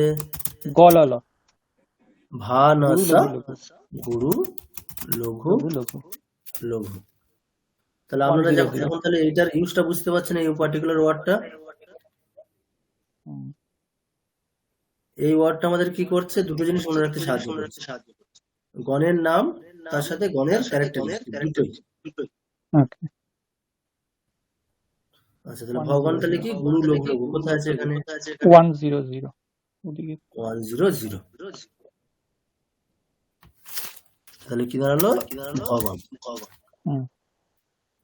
আচ্ছা নেক্সট ন নেক্সট হচ্ছে ন। ল ল ল ল ল ল 000 মানে ন স ল একজন একটু মিউট করুন, ন স ল কথাগুলো তিনটে ইকো হচ্ছে। লঘু লঘু লঘু। আর একেবারে 000 লাস্ট কি গণ? নয়ের পরে কি আছে? ন দন্ত স স সগণ। তার ক্যারেক্টারিস্টিক কি? ল ল গ লঘু লঘু লঘু গুরু গুরু লঘু লঘু গুরু। হুম এরপরে তার হবে না। দেখুন এরপরে কিন্তু আমাদের আর ওয়ার্ড নেই, মানে আমাদের তিনটে লাগবে। হুম তাহলে স পর্যন্ত 8টা হয়ে গেছে, শেষ। তাহলে এখানে কোথায় পাচ্ছি আমরা ওটা? লঘু লঘু লঘু লঘু লঘু গুরু। 000 001 লঘু লঘু লঘু তিনটে কি গণ? এটা নগণ। এটা আর সগন এটা সগণ। 001 হুম 001 001 লঘু লঘু গুরু। আচ্ছা এই জিনিসটা সবাই বুঝতে পেরেছেন? জিনিসটা কি হলো বোঝা গেছে কি? স্যার এটা বুঝতে পেরেছি, কিন্তু এটার মানে কোথায় কাজে লাগবে? হ্যাঁ ঠিক আছে, এবার আপনি মিউট করুন, আমি বলে দিচ্ছি জিনিসটা। মানে এটার এবারে আমাদের মানে প্র্যাকটিক্যালি কাজটা কোথায়, মানে কেন এরকম জিনিসটা আমরা নিচ্ছি বা এরকম কেন স্বীকার করা হচ্ছে, এরকম মানে এর গণ টন ইত্যাদি ব্যাপারগুলো কেন আসছে। দেখুন পার্টিকুলারটা খেয়াল করে দেখুন, একটা পার্টিকুলার ছন্দ, তার নাম কি? ইন্দ্রবাজরা। কি নাম? ইন্দ্রবজ্রা। ইন্দ্রবাজরা ছন্দের কি বলা হচ্ছে? আচ্ছা একটু ইকো হচ্ছে, একটু মিউট রাখুন যিনি আনমিউট করেছেন। ইন্দ্রবাজারের ছন্দে দেখুন, খেয়াল করে দেখুন কটা গণ আছে মোট। মানে ইন্দ্রবাজারের ছন্দের ক্যারেক্টারিস্টিক বলা হচ্ছে এটাই যে যদি আমি এই পার্টিকুলার ক্রমে আমি যদি মানে অক্ষর মেনটেন করি। দেখুন ছন্দ মানে আসলে কি? লঘু গুরু ক্রম ছাড়া তো আর কিছুই না। দুটোই আমাদের অক্ষর আছে, লঘু আর গুরু। এই দুটো অক্ষরকে একটা পার্টিকুলার ক্রমে নিয়ে যাওয়া, পার্টিকুলার ক্রম মেনটেন করলে এই ছন্দ। সেই পার্টিকুলার ক্রমে যদি একটু কোথাও চেঞ্জ হয়, একটা চেঞ্জ করে দিলে, যেমন আমাদের কি হয় মোবাইল ডিজিট 10 ডিজিটের যে মোবাইল নাম্বার, আমি যদি একটা চেঞ্জ করে দিই, সেটা ক্রমে হতে পারে বা যে কোনো ভাবে চেঞ্জ, নাম্বার চেঞ্জ হয়ে যাচ্ছে। সেরকম ছন্দের ক্ষেত্রেও আচ্ছা, একটু ইকো হচ্ছে, কেউ একজন কি আনমিউট রেখেছেন? আচ্ছা, এখন ঠিক আছে? হ্যাঁ, এখন ঠিক আছে। আচ্ছা, দেখুন এবারে যদি একটু খেয়াল করে দেখুন, ইন্দ্রবজ্রা ছন্দের ক্যারেক্টারিস্টিক কি বলা হচ্ছে, যে এই পার্টিকুলার ক্রমে যদি থাকে। এবারে বলুন, খেয়াল করে দেখুন কি বলা হচ্ছে, এই পার্টিকুলার ক্রম যদি আমি মেনটেন করি তাহলে ইন্দ্রবজ্রা ছন্দ। ক্রমটা কি? তগন তগন তগন তগন জগন, গুরুবর্ণ একটা আর একটা গুরুবর্ণ। তগনে মোট কটা, একটা করে গণে কটা করে অক্ষর? 3টি করে অক্ষর। তাহলে এটাকে যদি আমরা লঘু হ্যাঁ গুরু স্যার। ক্রমে সাজিয়ে লিখি, তাহলে সেটা কিভাবে দাঁড়াচ্ছে? তগন মানে তার ক্যারেক্টারিস্টিক কি আছে? গুরু গুরু লঘু আছে মনে হয়। তগন হচ্ছে তার গুরু আর গুরু জ, লঘু। গুরু গুরু লঘু। হুম। তাহলে কেমন ভাবে আমি লিখবো? গুরু গুরু 001। লঘু। ঠিক নেক্সট তগন আছে গুরু গুরু লঘু। জগনের ক্যারেক্টারিস্টিক কি আছে? লঘু গুরু লঘু, লঘু গুরু লঘু, আর পরে দুটো গুরুবর্ণ গুরুবর্ণ। তাহলে মোট কতগুলো অক্ষর হলো? 11টা অক্ষর, তাই তো? হ্যাঁ স্যার। আচ্ছা, তাহলে ইন্দ্রবজ্রা ছন্দে একটি করে পাদে কতগুলি অক্ষর থাকে? আমরা কি জানলাম? 11টি অক্ষর। 11। মোট 4টি পাদে কতগুলি অক্ষর থাকবে? 44। 44। আচ্ছা, একটি পাদের মানে বৈশিষ্ট্য বলা মানে পুরো ছন্দের বৈশিষ্ট্য বলে দেওয়া। আচ্ছা, এখন কি বলা হচ্ছে, ইন্দ্রবজ্রা ছন্দে একটি পাদের অক্ষরের যে ক্রমটা সেটা এই রকম হতে হবে। কিরকম? গুরু গুরু লঘু, গুরু গুরু লঘু, লঘু গুরু লঘু, গুরু গুরু। এখন যদি আমি মানে ধরে নিন এরকম, যেমন মোবাইল ডিজিটে যেরকম হয় 10 ডিজিটের নাম্বার, আমি একটার যদি ক্রম পাল্টে দিই, ধরুন আমি যদি এইরকম ধরি, একটা মোবাইল নাম্বার হচ্ছে এরকম 9678435786, এই যে নাম্বারটা, এই নাম্বারটা যদি আমি একটা কিছু চেঞ্জ করে দিই, 6-এর জায়গায় যদি একই নাম্বার রাখি, 5 করে দিই, তাহলে কি হবে? নাম্বারটা পাল্টে যাচ্ছে। হুম। 6-এর জায়গায় 5 করলেও নাম্বার চেঞ্জ হচ্ছে। আবার আমি যদি একই জিনিসই পুরোটা একই রাখবো, শুধু কি করব আমি, এই ধরুন 6টার জায়গায় 7 দিলাম, 7-এর জায়গায় 6 দিলাম, তাহলেও নাম্বার পাল্টে যাচ্ছে। হ্যাঁ স্যার। মানে আমি এইভাবে পাল্টাতে পারি, মানে একটা ওই সংখ্যার জায়গায় অন্য কিছু আনলেও পাল্টাবে, বা সেটার জায়গায় মানে ক্রম পাল্টে দিলেও পাল্টে যাবে। ঠিক ছন্দের ক্ষেত্রেও তাই। আমি এখন একটা জাস্ট প্রথম গুরু আছে তো, প্রথম গুরুর জায়গায় আমি হুবহু কি করলাম, যে প্রথম গুরুর জায়গায় আমি যদি এরকম করে দিই একটা, যে এই সেকেন্ড যে গুরু আছে তার জায়গায় যদি আমি লঘু করে দিই এখন, তাহলে কি ছন্দ পাল্টে যাচ্ছে।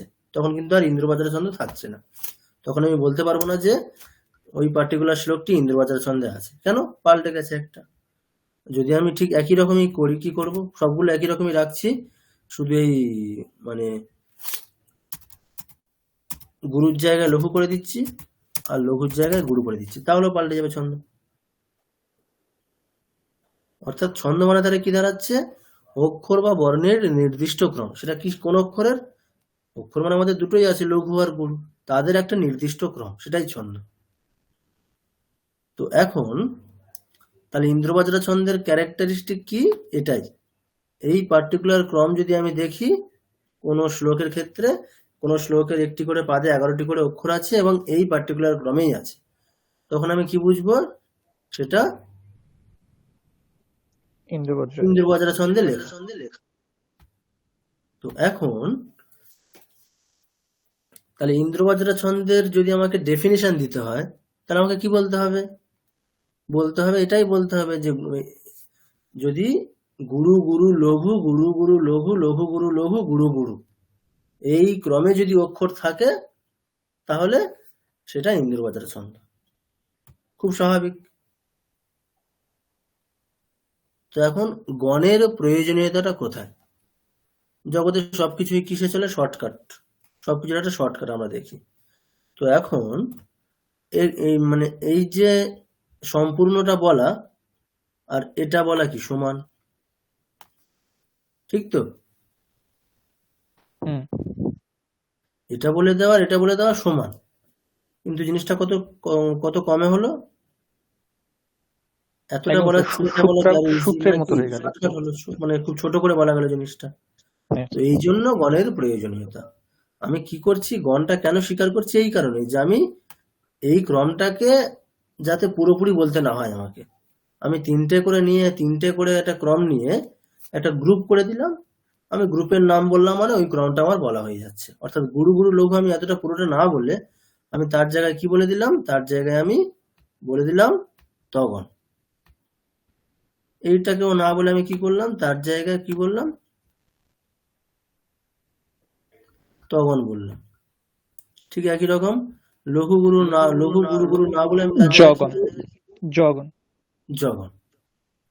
তো এখানেই হচ্ছে গণের প্রয়োজনীয়তা, অর্থাৎ জিনিসটা ছোট করে বলে দেওয়া। আর যেহেতু 11টি অক্ষর, তাহলে আমাদের যেহেতু 3টে করে অক্ষর নিয়ে একটি করে গণ, তাহলে স্বাভাবিকভাবেই আমরা 3 দিয়ে ভাগ করতে পারলে যতদূর যেতে পারবো সেটা তো গেল, বাকি যেটা ভাগ শেষ পড়ে থাকবে সেটাকে আমাকে অক্ষর দিয়েই বলতে হবে। তো সেটা মানে সবসময় কি হবে, একটা বা দুটোই হবে, তার তো বেশি হবে না।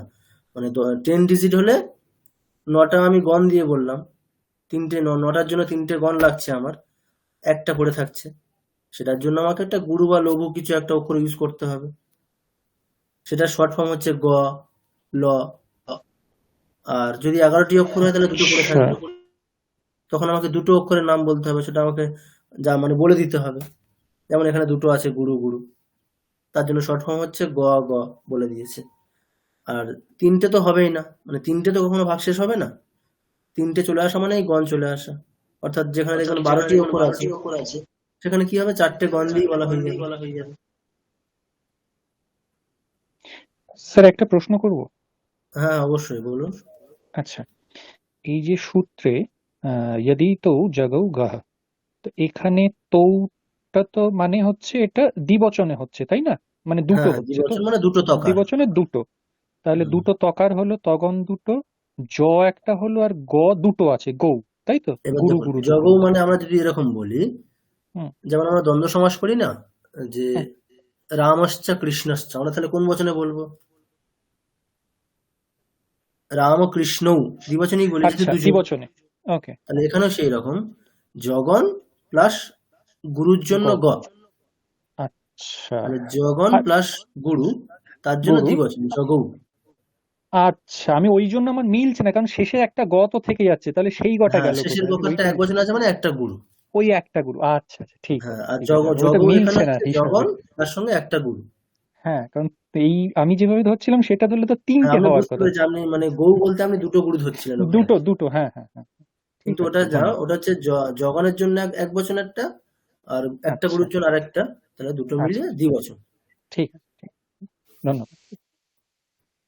আচ্ছা তো যাই হোক, তাহলে এই জিনিসটা পুরো ক্লিয়ার হয়েছে বাকিদের সবার? ওকারটা স্যার বুঝতে পারিনি। আচ্ছা জগৌ মানে এরকম, ধরুন আমরা রাম ও কৃষ্ণৌ, রাম এবং কৃষ্ণ, এটাকে বলার জন্য আমরা কি বলবো, রাম ও কৃষ্ণ সংস্কৃত দ্বিবচনে ব্যবহার করব, যেহেতু দুজন তাই জন্য দ্বিবচন। যদি রাম কৃষ্ণ এবং তার সঙ্গে আরো একটা কাউকে নেওয়া হয়, রাম ও কৃষ্ণ মধুসূদন, যদি এরকম বলা, তাহলে কি হবে, তিনজন যেহেতু, তাহলে বহু বচন, রাম ও কৃষ্ণ মধুসূদন আহা। নর যেমন নরৌ আমরা কি নরাহা, বলি, নরাহা নরৌ নরাহা, একজন মানুষ হলে এক বচন, নরহ, নর, নর, দুজন মানুষ হলে নরৌ নরৌ, দ্বিবচন, বহুজন মানে দুয়ের অধিক নরাহা, হলে নরাহা, নরাহা।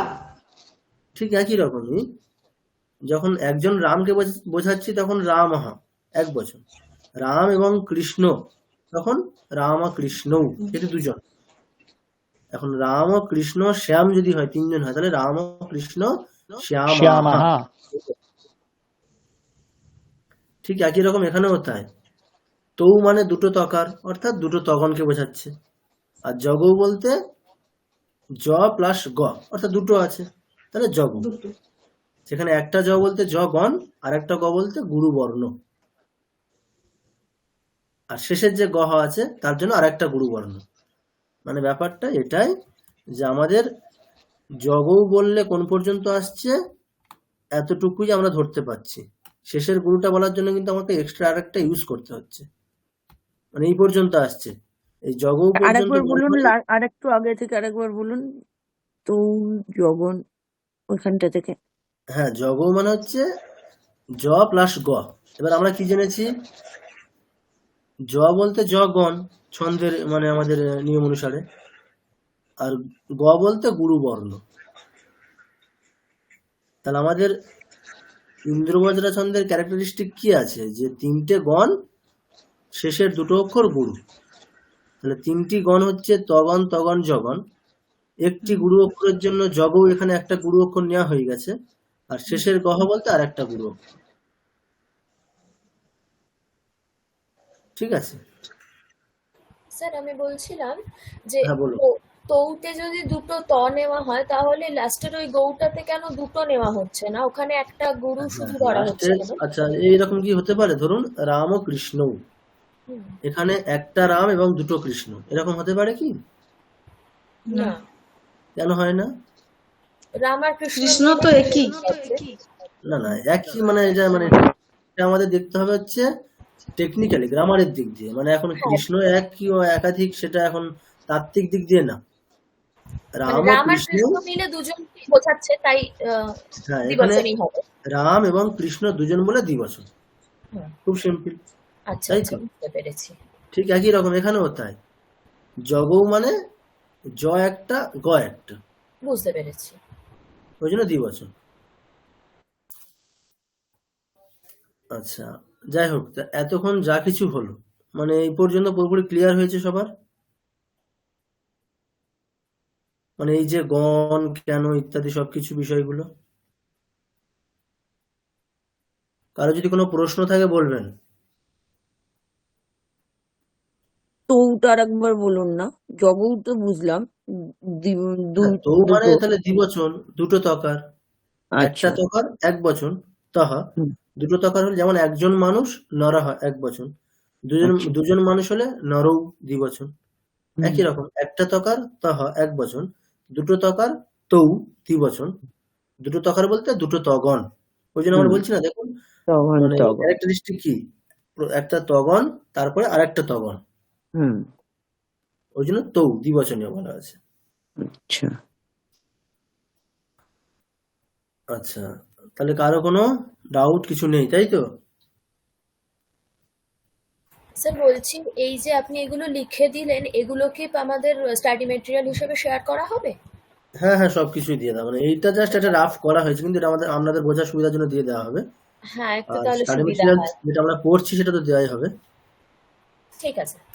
হুম, আচ্ছা, এইবারে হচ্ছে আমরা যেটা স্টাডি মেটেরিয়াল যেটা পড়ছিলাম সেটাতে যাই আমরা। আচ্ছা, তাহলে এই বিষয়গুলো ক্লিয়ার হলো যে ছন্দে গণ টন ব্যাপারটা কি আসলে। Yes, sir. স্যার একটা প্রশ্ন করব? হ্যাঁ হ্যাঁ, অবশ্যই, মানে প্রশ্ন করার জন্য জিজ্ঞাসা একটু করতে হবে না, প্রশ্ন করার ইচ্ছে হলে জাস্ট বলবেন। না না, একটু অন্য এই টপিকে না, মানে হ্যাঁ আমাদের হ্যাঁ, বলুন। সিলেবাসে, আমরা তো চ্যান্টিং এর ক্লাসই করছি, তো আমাদের সিলেবাসে কি সূত্র চ্যান্টিং এর কোনো কিছু আছে কারিকুলামের মধ্যে? না না, পাণিনির সূত্র সূত্র? চ্যান্টিং কিছু নেই। আচ্ছা আচ্ছা, ঠিক আছে, স্যার, এটাই একটু জানছি। আচ্ছা, আপনি সূত্র বলতে ঠিক কি মানে বোঝাতে চেয়েছেন? ওই পাণিনির সূত্রগুলো স্যার, পাণিনির ও সূত্রগুলো না না, তো। ওটা নেই আমাদের। আচ্ছা, ঠিক আছে। আচ্ছা, স্ক্রিন দেখা যাচ্ছে এখন, মানে যে স্টাডি মেটেরিয়াল আমরা দেখছিলাম যেটা সেটা হ্যাঁ দেখা হ্যাঁ যাচ্ছে? হ্যাঁ হ্যাঁ। ঠিক আছে, এবার গণ যেটা আছে একটু একটু করে একজন পড়ুন, মানে এগুলোই লেখা আছে যেগুলো বলা হয়েছে, এত ডিটেলস যেগুলো বলা হবে। আমি পড়বো। হ্যাঁ পড়ুন। 7 গণ। যেহেতু লঘু এবং গুরু অক্ষর নির্দিষ্ট ক্রমে সাজালে নির্দিষ্ট ছন্দ হয়ে থাকে, তাই এই লঘু গুরু ক্রম নির্দিষ্ট করেই ছন্দের লক্ষণ বা বৈশিষ্ট্য বলতে হয়। ছন্দের লক্ষণ বা বৈশিষ্ট্য বলার সুবিধার্থে 3টি করে অক্ষর নিয়ে একটি করে গণ করা হয়েছে। 3টি করে অক্ষর বলতে লঘু এবং গুরু অক্ষর, অর্থাৎ লঘু গুরু গুরু, গুরু গুরু লঘু, লঘু লঘু লঘু, গুরু গুরু গুরু ইত্যাদি ক্রমে সাজালে 3টি অক্ষর নিয়ে অধিকাধিক 8টি গণ তৈরি করা সম্ভব। এই গণগুলির নামও রয়েছে। গণের নাম এবং লঘু গুরু ক্রম মনে রাখার জন্য সূত্র রয়েছে। ইয়ামাতা রাজ ভানসলগম। মানে এটা কিভাবে সূত্র বোঝা যাচ্ছে? এটা মানে এটা এই একটা ওয়ার্ড দিয়ে আমরা একসাথে গণের নাম এবং গণের যে ক্যারেক্টারিস্টিক অর্থাৎ গণের বৈশিষ্ট্য লঘুগুরু ক্রমটা কি সেটা আমরা এই জাস্ট এই একটা ওয়ার্ড দিয়েই আমরা মনে রাখতে পারি। এটা তাহলে নির্দিষ্ট সূত্র আপনি যে লিখে দেখালেন, এটা সূত্র হ্যাঁ, ইয়ামাতা এটাই রাজ। সূত্র। আচ্ছা আচ্ছা আচ্ছা, ঠিক আছে। মানে এটা আমরা কি পাচ্ছি? গণের নামও জানতে পারছি এবং ওকে, লঘুগুরু ক্রমটাও মনে রাখতে পারছি এটা দিয়ে। অর্থাৎ ইয়গন, ইয়গন, মগন, মা তারা জভা ন স, এই পর্যন্ত 8টি গণের নাম। তাদের ক্যারেক্টারিস্টিক কি আছে? প্রথমটা নিয়ে পরের দুটো অক্ষর নিয়ে যেটা দাঁড়াচ্ছে, অর্থাৎ ইয়গনের বৈশিষ্ট্য মানে লঘুগুরু ক্রমটা কিরকম? মা তা অর্থাৎ লঘুগুরু গুরু। মানে এই পার্টিকুলার শব্দগুলো ঠিক যে ক্রমে আছে, লঘুগুরু ক্রমে আছে, সেই অনুযায়ী গণের ক্যারেক্টারিস্টিক অর্থাৎ ইয়মাতা লঘুগুরু গুরু। ইয়গনের ক্যারেক্টারিস্টিক হচ্ছে লঘু গুরু গুরু। মগনের মা তারা অর্থাৎ গুরু গুরু গুরু। দেখুন এখানে করাই আছে জিনিসটা। হ্যাঁ স্যার। স্যার একটা প্রশ্ন করছি, এই যে হ্যাঁ, বলুন। মানে এটাই লঘুগুরু বোঝানোর জন্যই কি আকার দেওয়া হয়েছে, মানে ইয়া মা তারা, না সন্ধি করার জন্য এরকম হয়েছে, মানে পাশাপাশি লিখবার জন্য? না, সন্ধি করার জন্য না, এটা হচ্ছে জাস্ট আমাদের তো বোঝানোর জন্য। এইভাবে বোঝানোর জন্য। আচ্ছা আচ্ছা, কারণ জয়ের সঙ্গে তো কোনো আকার নেই, জটা মানে শুধুই লঘু রয়েছে। হ্যাঁ, এটার তো ঠিক পার্টিকুলার আছে। কোনো মানে অর্থ নেই, এই সূত্রের কোনো অর্থ নেই, জাস্ট এটা আমাদের গণের নাম এবং ক্রমটা মনে রাখার জন্যই এটা তৈরি করা। যেমন আমরা ছোটবেলায় মনে রাখতাম বাবার হলো আবার জল ইত্যাদি করে হ্যাঁ হ্যাঁ হ্যাঁ, মোগল সাম্রাজ্য মনে রাখতাম, ঠিক একই রকম একটা। ঠিক আছে স্যার। আচ্ছা, তো তাহলে এবার আরেকটা জিনিস দেখে নিন, খেয়াল করেন এখানে ছবিতে আছে মানে এই লঘু গুরু ক্রমটা লেখার স্টাইল কিরকম, কিভাবে লেখা হয়? লঘু হলে একটা ইউ চিহ্ন দেওয়া হয়, আর গুরু হলে তার উপর একটা ড্যাশ বা হাইফেন চিহ্ন দেওয়া হয়। লঘু বোঝানোর জন্য আমরা এরকম চিহ্ন ইউজ করি, ইউ বা অর্ধচন্দ্রাকৃতি, আর গুরু বোঝানোর জন্য একটা হাইফেন। এটা বাংলাতেই মুক্ত দল আর রুদ্ধ দল এইভাবেই করা হয়, মানে করি আর কি আমরা। এই মুক্ত দলে ইউ আর রুদ্ধ দলে এরকম ড্যাশ।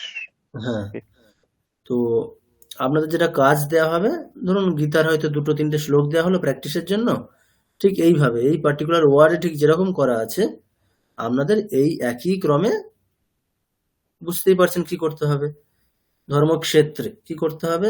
ধর্মক্ষে 3টে, মানে এইভাবে প্রত্যেকটা ওয়ার্ডের আগে লঘু গুরুগুলো ঠিক করে নিলেন, মানে এরকম চিহ্ন দিয়ে বুঝিয়ে দিলেন। 8টা অক্ষর তো একটি করে পাদে, তাহলে 8টি অক্ষরের প্রত্যেকটা কোনটা লঘু কোনটা গুরু করা হয়ে গেল, এরকম চিহ্ন দেওয়া হয়ে গেল প্রত্যেকটা অক্ষরের উপরে। এইটা দেওয়ার পরে এবার আপনাদের গণ লিখতে হবে।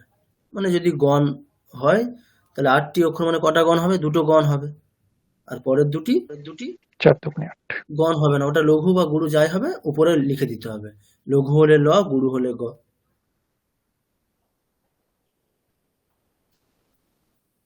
ঠিক আছে, স্যার মানে একটা একটুখানি যদি মানে অসুবিধা না হয়, একটা একটুখানি ডেমো। দেখুন এখানে দেখুন ওটা করা আছে, অভ্যাসের জন্য করে দেওয়া হয়েছে। আচ্ছা আচ্ছা আচ্ছা আচ্ছা, দেখুন স্ক্রিনটা দেখুন, একো হি হ্যাঁ দোষ স্যার, হ্যাঁ। গুণসন্নি পাতে। এটি হচ্ছে আমাদের কুমার সম্ভবের একটি শ্লোক, প্রথম স্বর্গের একটি শ্লোক।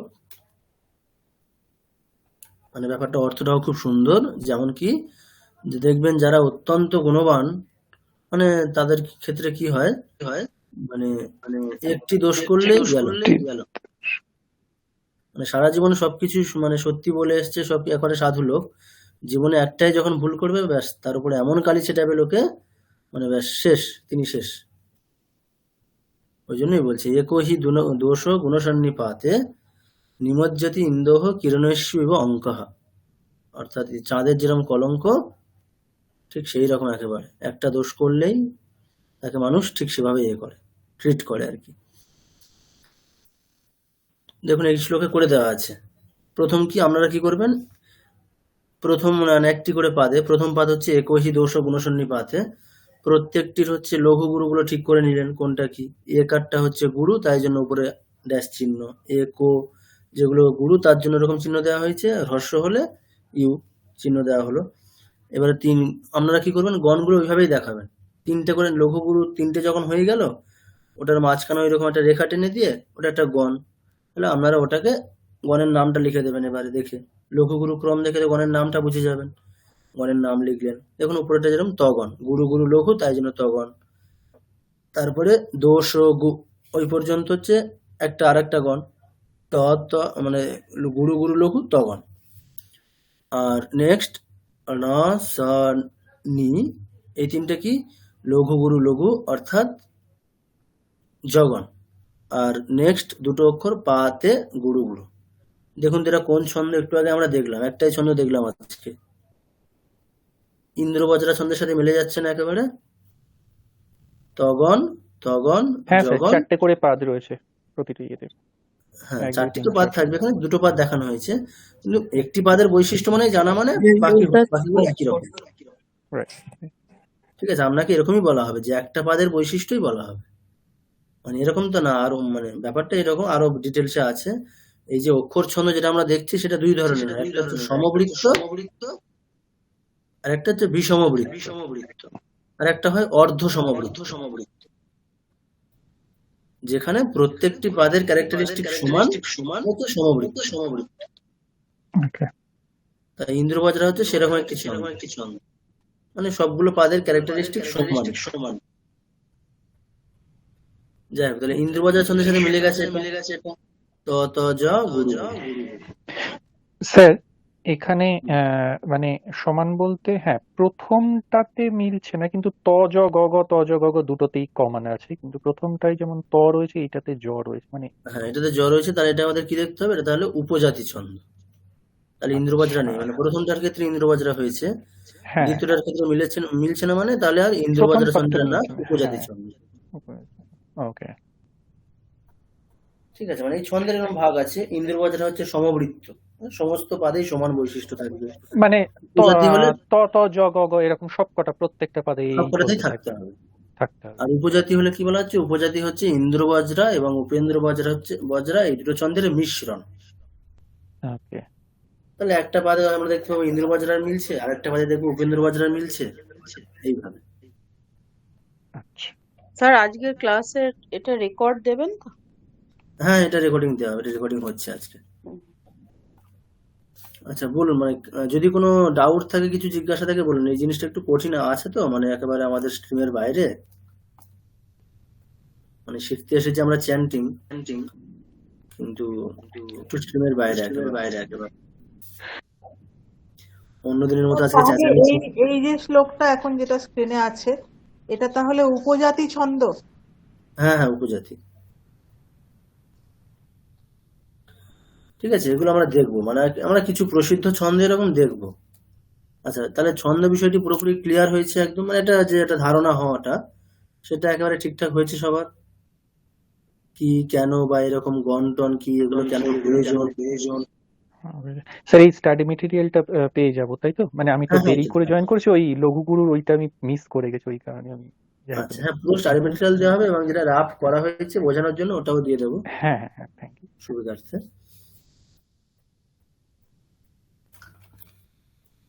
আচ্ছা, এবারে প্রশ্ন হতে পারে যে আমরা এগুলো কেন শিখছি। এই কারণে, ধরুন ইন্দ্রবজ্রা ছন্দ আছে, এবারে আপনি যদি এখন ইন্দ্রবজ্রা ছন্দের বৈশিষ্ট্য জানেন এবং ইন্দ্রবজ্রা ছন্দের একটি শ্লোক ভালো করে পড়া শিখতে পারেন, এরপরে ইন্দ্রবজ্রা ছন্দে অন্যান্য যত শ্লোক আসবে সেটা আপনি নিজেও নির্বাচন করতে পারেন। বিষয়টি বুঝে গেলেন, জেনে গেলেন যে একটা নতুন শ্লোক এসছে আপনার কাছে, দেখছেন যে একটি করে পাদে 11টি অক্ষর আছে, তাহলে একটু চেক করে দেখি এটা ইন্দ্রবজ্রার কিনা। আর ইন্দ্রবজ্রা ছন্দের যেহেতু যদি হয়, তাহলে আপনি কি করবেন, নিজেই সেটা পড়ে নিতে পারবেন। আচ্ছা, একটু ওয়েট করুন।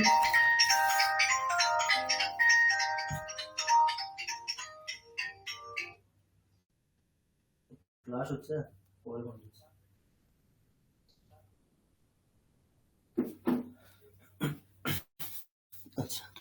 তাহলে বিষয়টি বোঝা গেল কেন এটা শিখছি যে ইন্দ্রবজ্রা ছন্দে যদি আমি পরবর্তীকালে দেখছি যে কোনো একটি মানে শ্লোকের ক্ষেত্রে একটি করে পাদে 11টি করে অক্ষর আছে, তাহলে আমি একটু আপনি মজার ছলে কাউন্ট করে দেখতে পারেন যে ইন্দ্রবজ্রা ছন্দ তো শিখে দিলাম ত ত জ গ গ, তাহলে ওইটা যদি ওই পার্টিকুলার শ্লোকে মেনটেন হয় তাহলে কি বুঝবো ওই পার্টিকুলার শ্লোকটি ইন্দ্রবজ্রা ছন্দে লেখা। তাহলে আমি তো এখন ইন্দ্রবজ্রা ছন্দের শ্লোক পড়তে জানি, তাহলে আমি ওই রিদিমে ওই শ্লোকটা পড়লেই হয়ে যাবে। তো এরকম যদি আমরা কিছু প্রসিদ্ধ ছন্দের শ্লোক নির্বাচন নিজেরা করতে পারি এবং প্রসিদ্ধ ছন্দের একটি করে এক্সাম্পল শ্লোক যদি আমরা পড়া শিখে নিতে পারি, তাহলে ওইগুলো রচিত যে কোনো নতুন স্তোত্র হতে পারে, যে কোনো নতুন শ্লোক হতে পারে, সেগুলো আমরা নিজেরা মানে পড়ার চেষ্টা করতে পারি। তো রিদিমটা একই থাকবে, পড়ার স্টাইলটা পুরো একই থাকবে, তাই না? তো এই কারণে আমরা ছন্দটা একটু জান।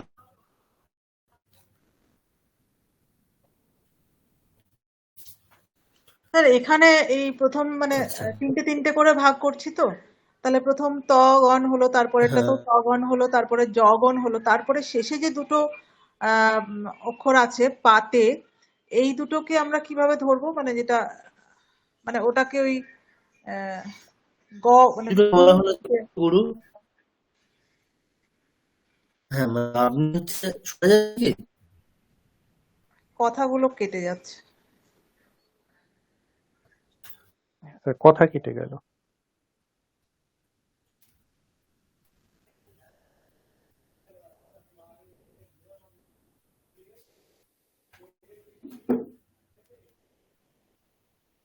আচ্ছা এখন শোনা যাচ্ছে? হ্যাঁ পরিষ্কার, হ্যাঁ শোনা এখন যাচ্ছে। পরিষ্কার শোনা যাচ্ছে। হ্যাঁ তো হ্যাঁ যেটি মানে বললেন মানে আমাদের আমরা তো একটা ছন্দ বোঝার জন্য ওই কোন কোন গণগুলো কি ক্রমে আছে এইভাবে তো বুঝবো। তো এখানে তো হ্যাঁ বুঝলাম ত দেখুন জ মানে জ, আগে তারপরে গণটা না, মানে আমাদের ছন্দ আসলে কি আমরা কি দেখলাম এক্সাম্পলে কি দেখলাম, ওই লঘু গুরুটা ক্রম হিসেবে সাজানো, একটু মোবাইল ডিজিট দিয়ে মানে ডিজিট নাম্বার দিয়ে সেটা বোঝানো হলো জিনিসটা। অর্থাৎ লঘু গুরুর ক্রম ছাড়া আর কিছুই না, দুটো আমাদের অক্ষর আছে, আমাদের হাতে দুটোই অস্ত্র, লঘু আর গুরু, এই দুটোকে সাজানো, এর বাইরে তো আর কিছুই না। এবার সেই সাজাতে গিয়ে দেখা যাচ্ছে যে আমি কি ওই মানে ইন্দ্রবজ্রা ছন্দে এখন কটা অক্ষর আছে? 11টা অক্ষর। তাহলে আমি কি এখন 11টা অক্ষর নাম ধরে ধরে বলবো? যখন আমাকে বলা হবে যে ইন্দ্রবজ্রা ছন্দের বৈশিষ্ট্য বলো, তখন কি আমি 11টা অক্ষর ক্রমে ক্রমে বলে যাবো এইভাবে? সেটার থেকে আমার এটা সোজা হবে যে কি আমি যদি একটা পার্টিকুলার তিনটের ক্রমকে নিয়ে যদি আমি একটা পার্টিকুলার মানে টিম তৈরি করতে পারি, তাহলে তিনটে টিমের নাম বললে আমার 9টা অক্ষর হয়ে যাচ্ছে, আর দুটো পড়ে থাকছে, সেই দুটোকে আমি না হয় বলে দিলাম গুরু লঘু বা লঘু গুরু যাই থাকলো, বলার সুবিধার্থে।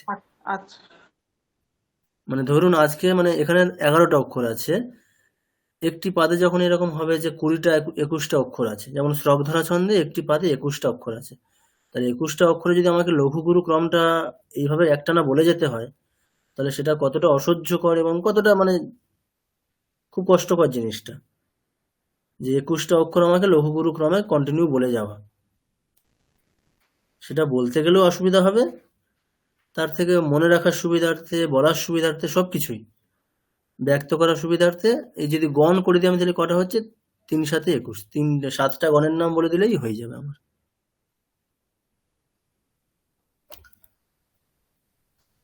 ঠিক আছে, হ্যাঁ এই হচ্ছে বিষয়। দেখুন আপনাদের হচ্ছে যে বিষয়টি, যেটা আমাদের বিশেষ করে মানে প্র্যাকটিক্যালি যেটা জানতে হবে, দেখা যাচ্ছে একটা মানে একটা স্টারমিটাল দেখা যাচ্ছে অন্য একটা, দেখুন এখানে দেখুন ওটাই দেওয়া আছে প্রসিদ্ধ ছন্দগুলির লক্ষণ এবং উদাহরণ। আপনি কিছু শেয়ার করছেন স্যার? হ্যাঁ একটা শেয়ার করছি, দেখা যাচ্ছে কি? আমি দেখতে পাচ্ছি না, আপনারা বাকিরা দেখছেন নাকি? হ্যাঁ দেখা যাচ্ছে। হ্যাঁ দেখা যাচ্ছে। ওকে, দেখুন এখন এই যে এখানে যে হ্যাঁ আচ্ছা একটু মিউট করে দিন যিনি আনমিউট করেছেন। আচ্ছা তো দেখুন এখানে ইন্দ্রবজ্রা, উপেন্দ্রবজ্রা, উপজাতি, বংশস্থ, এগুলো না হয় কম অক্ষর আছে। একেবারে শেষে দেখুন যেটা আছে আমাদের শ্রগধরা ছন্দে কতগুলো অক্ষর আছে? 21টা অক্ষর। 21। গণ মানে গণের ক্রমটা কেমন আছে? ম র ভ ন য় য় য় এইভাবে আছে। কি আছে? ম্রফনৈর ইয়ানাম।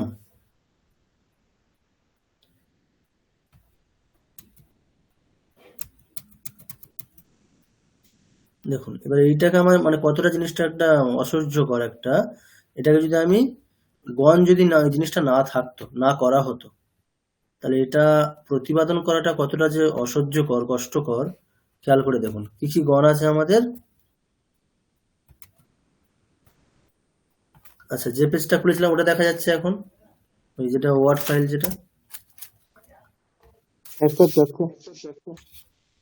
না দেখা স্যার, যাচ্ছে তো? ওয়ার্ড ফাইলটা না, না না না, এটা প্র্যাকটিসের পেজটা দেখা যাচ্ছে, ওই প্র্যাকটিসেরটাই যেটা বলছি লিখছেন। ওটাই। হ্যাঁ, যেটা লিখছিলেন, হ্যাঁ ওইটা। হ্যাঁ, দেখুন কি কি গণ আছে শ্রবধারাতে। ম র ভ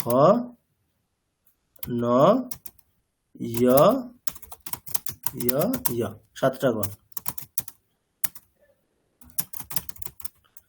এটাকে যদি আমি লঘু গুরু ক্রমে সাজিয়ে লিখি তাহলে কি দাঁড়াবে? মগন মানে মা তারা, গুরু গুরু গুরু।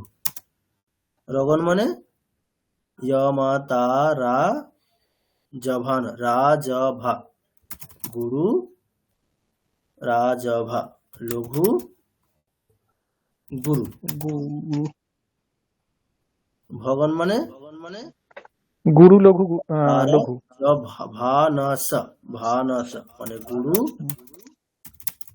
গুরু লঘু, সরি গুরু লঘু গুরু লঘু লঘু। ওই উপরেই রয়েছে স্যার। নেক্সট নগণ হচ্ছে নগণ লঘু লঘু লঘু, 3টে, লঘু ট্রিপল ও। লঘু লঘু। নেক্সট যগণ, জগণ, য় মাতা, য় মাতা, লঘু গুরু গুরু। গুরু গুরু, লঘু গুরু গুরু, লঘু গুরু গুরু। এবারে বলুন কোনটা বেশি মানে আমাদের মানে এটা বলতে গেলে কতটা একটা কষ্টকর। মানে যদি গণ আমি না করতাম, 3টে করে ক্রম কিনে একটা টিম মানে একটা এরকম গণ না বানানো হতো, তাহলে আমাকে এই 21টা এইভাবে বলে যেতে হতো। মানে তখন আমাকে কি বলতে হতো? গণ যদি জিনিসটা এক্সিস্ট না করতো, তখন যদি আমাকে বলা হতো যে শ্রবধারা ছন্দের বৈশিষ্ট্য কি, তখন আমাকে এটা বলে যেতে হতো যে গুরু গুরু গুরু গুরু গুরু গুরু। গুরু গুরু লঘু গুরু লঘু লঘু লঘু লঘু লঘু গুরু গুরু লঘু গুরু গুরু লঘু গুরু গুরু, এই ক্রমে থাকলে তাহলে শ্রবধারা ছন্দ। মানে একটি পাদে 21টা অক্ষর যদি এই ক্রমে থাকে তাহলে সেটা শ্রবধারা ছন্দ। এই জিনিসটা কতটা অসহ্যকর, বা বলার ক্ষেত্রে হোক বা প্রতিপাদন করার ক্ষেত্রে, সবকিছুতেই খুব কষ্টকর জিনিসটা। তাই জন্য কি করা হচ্ছে, 3টে করে নিয়ে একটা করে গণ করে দিলে, মানে গুরু গুরু গুরু এইভাবে না বলে আমি বলে দিলাম মগণ, ব্যাস সিম্পলি মিটে গেল জিনিসটা। স্যার ওই সূত্রটা থেকে একটু বলে দেবেন যে ম র ভ ন য় য় য় কি করে বলা হলো শ্রবধারাতে? হ্যাঁ, আগেরটা যেমন বেশ ওটা বোঝা যাচ্ছিল, ওটা আগেরটা জগ ওটা যেমন বোঝা যাচ্ছিল, তো জগ ওটা বোঝা যাচ্ছিল, এটা ঠিক। ও এখানে ওই ওটা আমরা ওই পরে দেখবো, ওগুলো আমরা পরের দিন এক্সাম্পল গুলো করতে ঠিক আছে, সেগুলোই দেখবো। ঠিক আছে, ঠিক আছে। মনে ছিল যে ম্রবনৈর ইয়ানাম ত্রয়েনা ত্রিমুনি যতিযুতা শ্রবধারা কীর্তি তেজ, মানে মরফ নহির ওখানে শব্দগুলো সন্ধি করা আছে সবগুলো, মানে মর ভন, মর ভন, মরভনইতে চলে আসছে। দেখুন ওখানে ভালো করে দেখুন কি শব্দ ছিল, এইরকম ছিল, দেখবেন ওখানে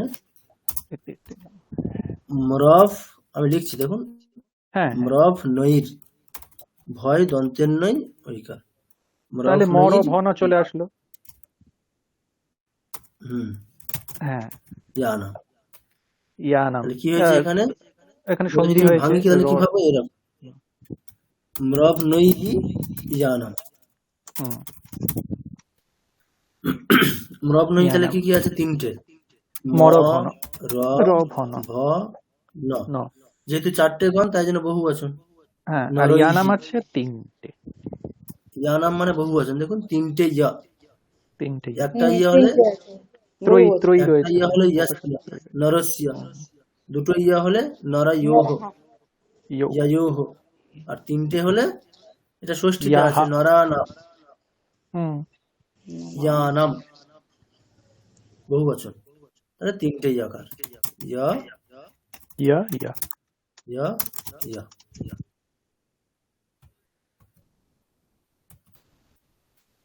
ঠিক আছে, এইভাবে।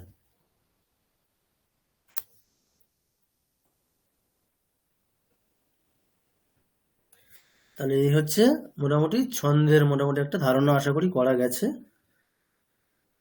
মানে আমাদের সংস্কৃতে ছন্দ বলতে আকারে ওভারঅল কি বোঝাতে চায় জিনিসটা, ঠিক এইভাবে। জিনিসটা আজকে কি বেশ ইন্টারেস্টিং লাগেনি সবার? আমার লেগেছে স্যার, মানে বেশ, মানে হিসেব করে বের করা তো পুরো স্ক্যান করে বের করার মতো, এটা খুব ভালো হ্যাঁ, লেগেছে আমার একেবারে ওই রকম। আমার ভাবে। আর আমাদের বাংলাতেও এরকম ছন্দ মানে নির্ণয় করতে হয় অনেকটা এরকম ভাবে, মুক্তদল ঊর্ধ্বদল দিয়ে। হ্যাঁ, এই জিনিসটা মানে মানে সবার ক্ষেত্রে সমানই হবে, যেহেতু পদ্য কাব্য তো সব ভাষাতেই এক্সিস্ট করে, হ্যাঁ হ্যাঁ হ্যাঁ, তো সমসমানই হবে জিনিসটা। কিন্তু এটার মানে বেশি একটু মানে ডিটেলস একেবারে একটা অ্যানালাইসিস, সেটা হচ্ছে আমাদের সংস্কৃতে বেশি করে করা আছে। সংস্কৃত, হ্যাঁ। এবং একেবারে মানে বিষয়টা খুব সাইন্টিফিক্যালি এতটা গোছানো সংস্কৃত এতে, মানে আমি যতটা জানতে পারছি ততই আশ্চর্য হয়ে গেছি, এত গোছানো রয়েছে এইভাবে, পুরো হিসাব করে করে করা রয়েছে এই জিনিসগুলো। হ্যাঁ, আশ্চর্য। তো এটা গেল হচ্ছে আমাদের অক্ষর ছন্দ, যেহেতু আমাদের এই অক্ষর ক্রম অনুসারে হচ্ছে লঘু অক্ষর এবং গুরু অক্ষরের। আরেকটি যেটি আছে মাত্রার ছন্দ, সেটা হচ্ছে মাত্রার উপর ডিপেন্ড করে হয়। মাত্রা মানে ধরুন এখন হ্রস্ব অক্ষরের কটা মাত্রা? একটা মাত্রা। দীর্ঘ অক্ষরের জন্য দুটো মাত্রা। তাহলে ওটা মাত্রা কাউন্ট করে করে হবে, যে একটি করে এতে এতগুলো মাত্রা থাকলে এই ছন্দ। স্যার একসঙ্গে এতগুলো বললে সব গুলিয়ে যাচ্ছে। আচ্ছা, বলে তাহলে এই পর্যন্ত আমরা মাত্রা ছন্দ আমরা দেখবো না, শিখবো না, আমাদের শুধু এটাই শিখবো আমরা, অক্ষর ছন্দ বা বৃত্ত ছন্দ। স্যার এইটাকেই ঠিক মতো মাথায় নিয়ে রাখি, তারপরে অন্য কিছু, নাহলে সব গন্ডগোল হয়ে যাবে। ঠিক আছে, এই জিনিসটা আপনারা ভালো করে ভালো একদম বুঝবেন। ঠিক আছে, মনে রাখুন যে মোবাইল ডিজিট মানে আচ্ছা, মোবাইলের যে আপনি নাম্বার তো হয়। এটাকে শেয়ার বুঝতে করবেন পারছি। রেকর্ডেড লেকচারটা, হ্যাঁ তো আবার মানে পড়বো, বুঝবো। এটা যদি অসুবিধা হয় আরেকদিন কি রিপিট করা যাবে এই ক্লাসটা? হ্যাঁ, মানে আপনারা আগে মানে স্টাডি মেটেরিয়াল গুলো দেখুন, হ্যাঁ, ক্লাসটা আমি দেখুন, পড়ি, তারপরে যদি যদি অসুবিধা কোনো হয়। ডাউট থাকে ক্লাসে জিজ্ঞাসা করবেন ঠিক আছে। অবশ্যই। স্যার রেকর্ডিং, আজকে রেকর্ডিংটা একটু পাঠাবেন না, তাহলে খুব ভালো হয়। আমি না পুরোটাই করতে পারিনি, এত আচ্ছা, সময়। রেকর্ডিংটা আমার হাতে নেই, এটা যেহেতু অফিস থেকে করা হয়, আমি অফিসে বলতে পারি যাতে তাড়াতাড়ি ওটা ইউটিউবে আপলোড করা হয়। হ্যাঁ, তাহলে কি এটা শুনলে একটু বুঝতে পারবো, কেন ক্লাসটা আমি পুরো করতেই পারছি না, ফোন আসছে আর স্যার তো। মেটেরিয়ালটা, স্টাডি মেটেরিয়ালটা আজকে পেয়ে যাবো তো? স্টাডি, হ্যাঁ, এটা আমি আজকে পাঠিয়ে দিচ্ছি, এখনই হ্যাঁ পাঠিয়ে এটা দিচ্ছি এটা। হুম।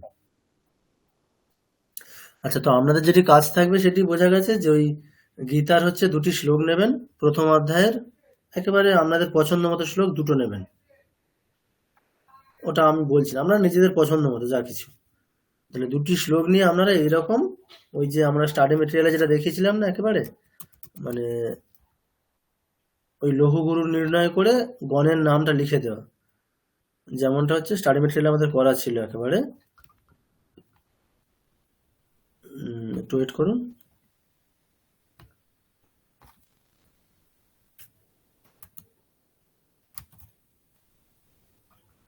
ঠিক, আপনাদেরকে এই কাজটা করতে হবে, একদম হুবহু এইরকম খাতায় ঠিক এইরকম লিখে একটু প্র্যাকটিস করতে হবে। যেহেতু এখানে আপনাদের প্রথম শিখতে হবে কোনটা লঘু অক্ষর কোনটা গুরু অক্ষর, এটা একটা ফার্স্ট স্টেপ, ওইটা ঠিকঠাক জানা। তারপরে লঘু অক্ষর গুরু অক্ষর জানার পরে কোন গণ, মানে এইভাবে জিনিসটাকে একটা ওভারঅল জিনিসটাকে খাতায় সাজানো। ঠিক আছে, তাহলে গীতার প্রথম অধ্যায়ের আপনাদের পছন্দ মতো দুটি শ্লোক নেবেন, নিয়ে একরকম এইরকম সুন্দর করে একেবারে সবকিছু করবেন। স্যার এটাকে একবার উচ্চারণ করে পড়ে দিন না। স্যার বলছি ওইটা তো সবসময় যে ইন্দ্রবজ্রা ছন্দে নাও হতে পারে তো? কোনটা? ওই মানে গীতার যে শ্লোকটা, ওখানে তার মানে যা যা ছন্দ আসছে ওখানে তো সেরকমই ইন্দ্রবজ্রা নেই, ওখানে অনুষ্টুপ ছন্দ সেটাই আছে। বলছি।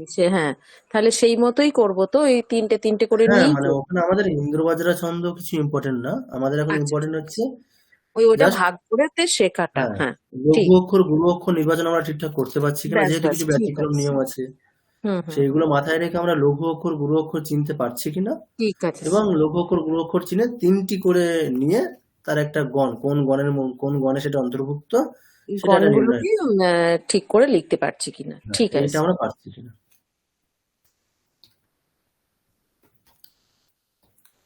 ঠিক আছে, তাহলে আজকে এই পর্যন্তই থাক। পরের দিন তাহলে এইটাই হোমওয়ার্ক থাকবে নাকি আমাদের কিছু ওই না, এটাই হোমওয়ার্ক থাকবে। আর আপনাদের হচ্ছে গঙ্গা স্তোত্র কিন্তু আমি রেকর্ডিংটা পাঠাইনি এই কারণেই যে যেহেতু অনেকগুলো পাঠানো হয়েছে, মানে আপনাদের অনেকগুলোই তো ছিল, গীতা ছিল, তার সাথে 2টি স্তোত্র ছিল, তো ওই জন্য আমি আলাদা করে ওটা আর পাঠাইনি। ওটা আমি পাঠাবো।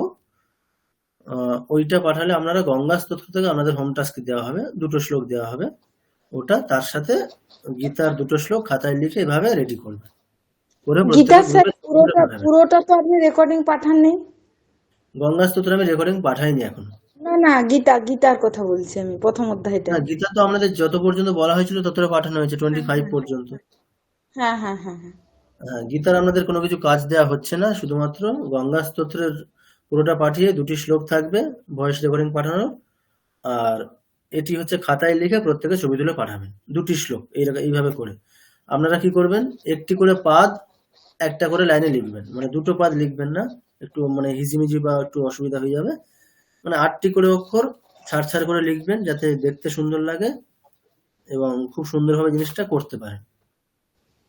একটু মানে এইভাবে কিন্তু দেখবেন, একটু নিজেরা ভেবে চিন্তে করবেন কতটা কি জায়গা লাগবে, কতটা করলে আমার জিনিসটা বেশ সুন্দর দেখতে লাগবে, সেইভাবে করবেন। ঠিক এখানে যেরকম ভাবে করা আছে দেখুন, পরিষ্কার করে একেবারে বোঝা যাচ্ছে সবকিছু, ঠিক এইরকম ভাবে।